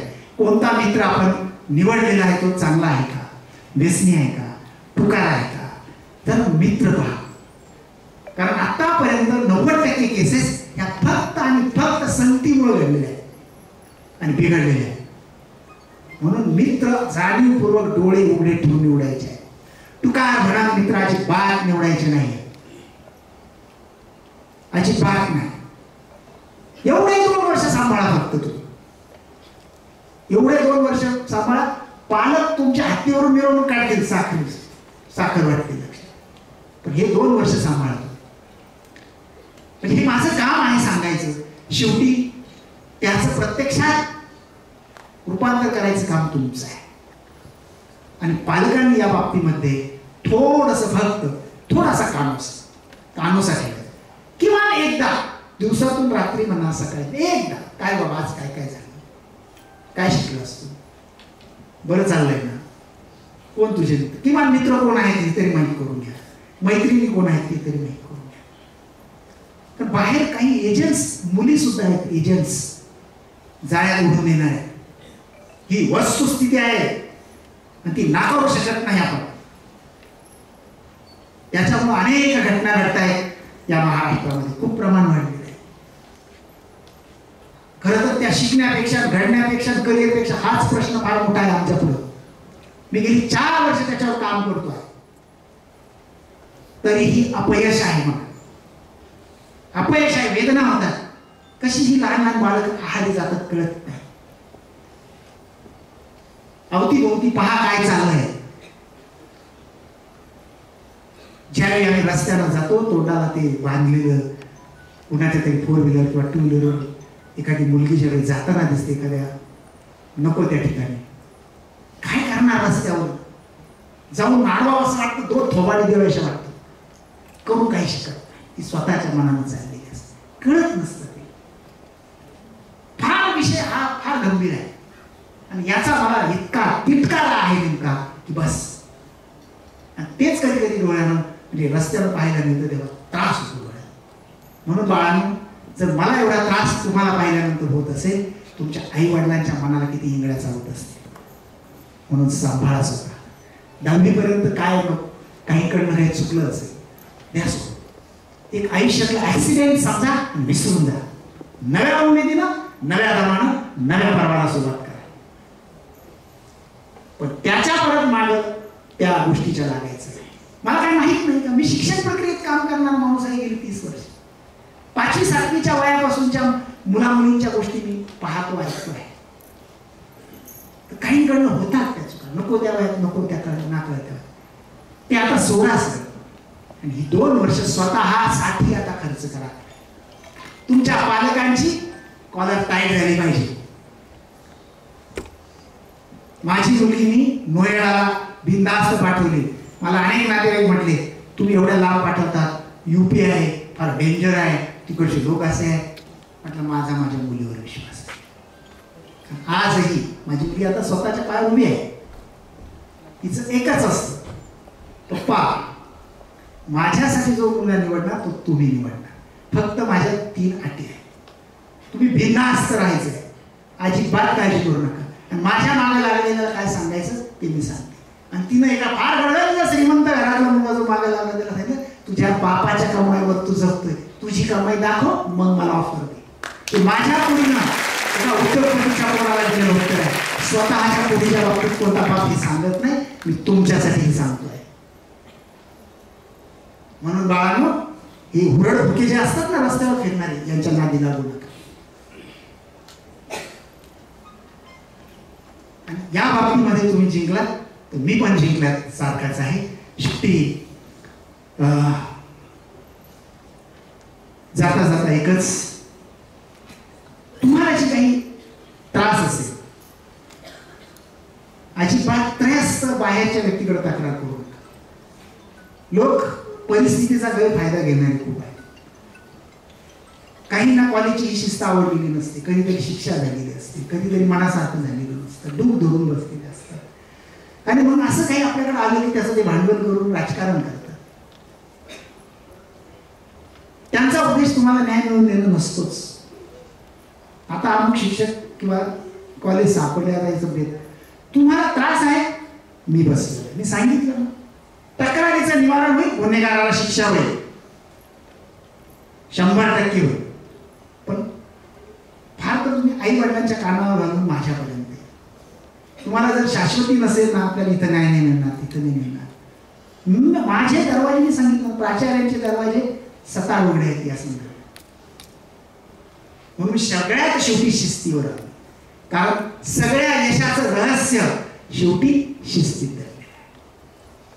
कुणीतरी आता बोलताना म्हटलं, जिथं शिस्त चांगली असते तिथं शिक्षण चांगलं असतं, कोणतरी काही म्हटल्यावर, आणि ते सत्य आहे. शेवटी सगळ्या पालकांना माझं आव्हान आहे, आपण खूप चांगला प्रतिसाद दिला, मला खूप बरं वाटलं. आज तुम्ही स्वागताच्या समारंभाला आलात आणि तुम्ही म्हणाल प्राचार्यांनी मस्तपैकी इथं छानपैकी स्वागत करायचं सोडून हे काय चालू आहे. पण हे सगळं तुमच्याकडून मांडणं कशासाठी आहे? तुमच्या ह्या बाळांसाठी. कारण तेच तुमचं सगळं आहे उद्याच्या काळात, ज्यांच्यासाठी तुम्ही आलात. आपल्या सगळ्यांचं जगून झालंय हो, आपलं जगून झालंय, आता त्यांच्यासाठी आणि तुम्ही त्यांच्यासाठी आलात. परत एकदा महाविद्यालयाच्या वतीने तुमचं खूप खूप अभिनंदन करतो, आभार मानतो. हा स्वागताचा समारंभ आहे, तुमच्या सर्वांचं परत एकदा स्वागत करतो. उद्यापासून आपला ब्रिज प्रोग्राम सुरू होईल, त्या संदर्भातल्या काही सूचना आमचे शिक्षक देतील. ब्रिज प्रोग्राम झाल्यानंतर मी तुमच्या मुलांशी संवाद साधणार आहे, केस टू केस संवाद असतो माझा. त्याच्यातून मी त्या मुलांमधलं क्षमता, त्या मुलांचे लॅकोमाज, त्यांच्या अडचणी ह्या पुढे येत असतात. तर पुन्हा एकदा मी तुमच्या पाल्यांशी ब्रिज प्रोग्राम 5 ते 7 दिवसाचा संपल्यानंतर डायलॉग करण्यासाठी याच सभागृहात आम्ही एकत्र येणार आहोत. आता तुम्ही निर्धास्त राहायचं आहे, तुमची मुलं ही आमचीच मुलं आहेत. फक्त थोडा कटाक्ष ठेवा, थोडे सजग राहा. एवढे 2 वर्ष फक्त मी पालकांना विनंती करतो, दिवसातून एकदा डायलॉग करतो. आईनं मुलीशी बोलावं, वडिलांनी मुलाशी बोलावं. मुलगी आपलं मन आईजवळच मोकळं करते. मुलगा काय बिंदास बसतो, तो मित्राजवळ जास्त बोलेल, पण आई वडिलांजवळ बोलणार नाही. त्याला ते जवळचे वाटतं या काळात, ते माहीत असतं. म्हणून त्याच्याशी मित्रासारखं बोला, तो तुम्हाला मित्रासारखंच आहे. आणि खोटं आणि खरं आपल्याला कळतो, आपण अनुभवी आहोत. हा खरं सांगतो का खोटं सांगतो का, त्याला लहानपणापासून पाहिलेलं असतं. त्या उत्तम म्हणजे त्याला कळतं. एवढं एक करा फक्त, एवढंच मी या ठिकाणी आव्हान करतो. आणि परत एकदा आपण एक स्नेह मेळावा आपला फॅकल्टी वाईज, आता तो फॅकल्टी वाईज असणार आहे. सायन्स फॅकल्टीच्या पालकांचा वेगळा, आर्ट्सचा वेगळा, कारण त्याचे फॅक्टर्स वेगळे असतात, त्याचे निकष वेगळे असतात. आर्ट्समध्ये काय आहे त्या पालकांना कळावं म्हणून तो वेगळा. तर असे काही मेळावे वर्षातून 2दा आपण एकत्र येणार आहोत. या निमित्तानं मी काही पालकांना आव्हान करतो, ज्या पालकांना पालक सभेमध्ये म्हणजे येण्याची इच्छा आहे. आम्ही एक साधारण 11 लोकांची एक पालक समिती तयार करत असतो, ज्यांना उत्स्फूर्तपणानं असं कॉलेजमध्ये येऊन काय चाललं बाबा, किंवा काही सांगावं असं वाटतं, काही मार्गदर्शन करावं असं वाटतं, काही मदत करावीशी वाटते किंवा काही सूचना द्याव्याशा वाटतात असं ज्यांना वाटतं आणि जे त्या वर्षातून 2-4 वेळा येऊन म्हणजे वेळ देऊ शकतात तर त्यांची आम्ही एक या वर्षाची समिती 11वीची स्थापन करणार आहोत. आमचे शिक्षक तुमच्याकडनं काही नावं घेतील, त्यांनी आमच्या भोसले सर त्याचं काम पाहतात, त्यांच्याकडे ही नावं द्यावी. आणि दुसरं मेंटॉरमेंट अंतर्गत मी एक नवीन फंडा या ठिकाणी सुरू केलेला आहे. राग मुलांनी येऊ देऊ नका आणि तुम्ही येऊ देऊ नका.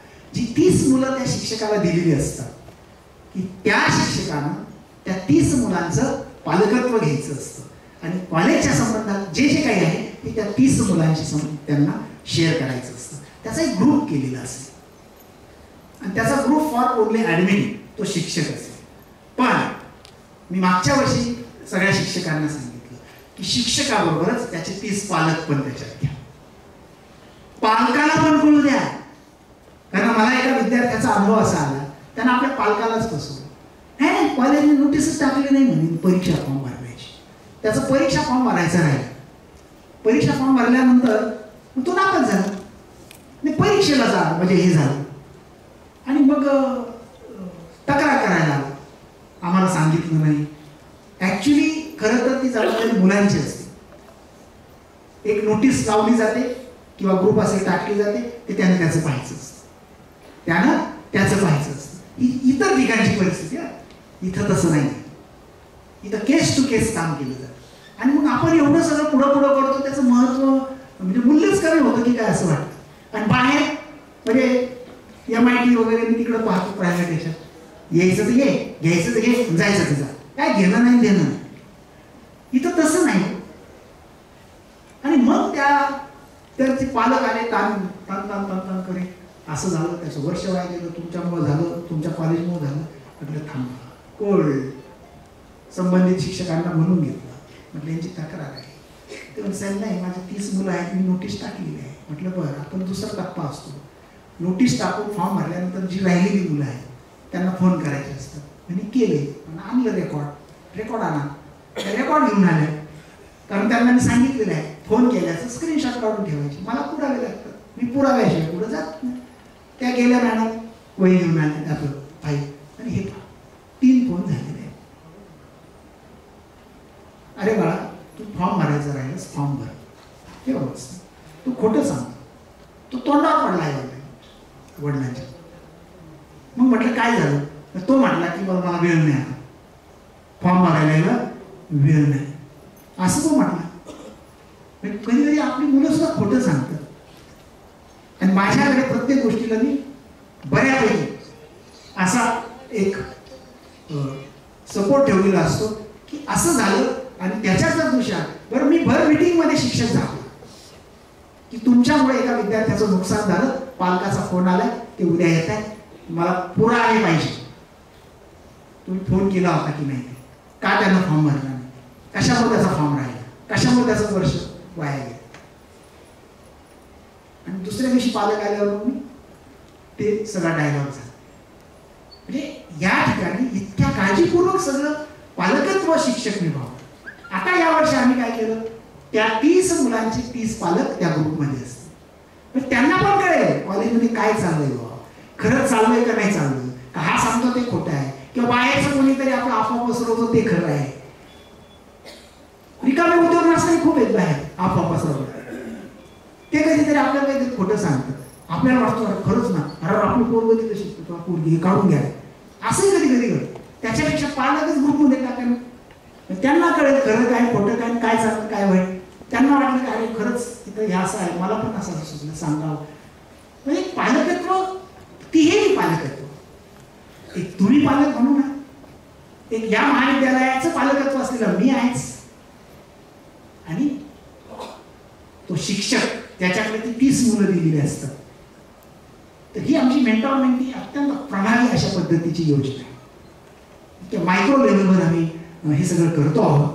तुम्ही निश्चिंत राहा, फक्त एकच, तुम्ही कष्ट कष्ट कष्ट, याला पर्याय नाही. थँक्यू. जय हिंद, जय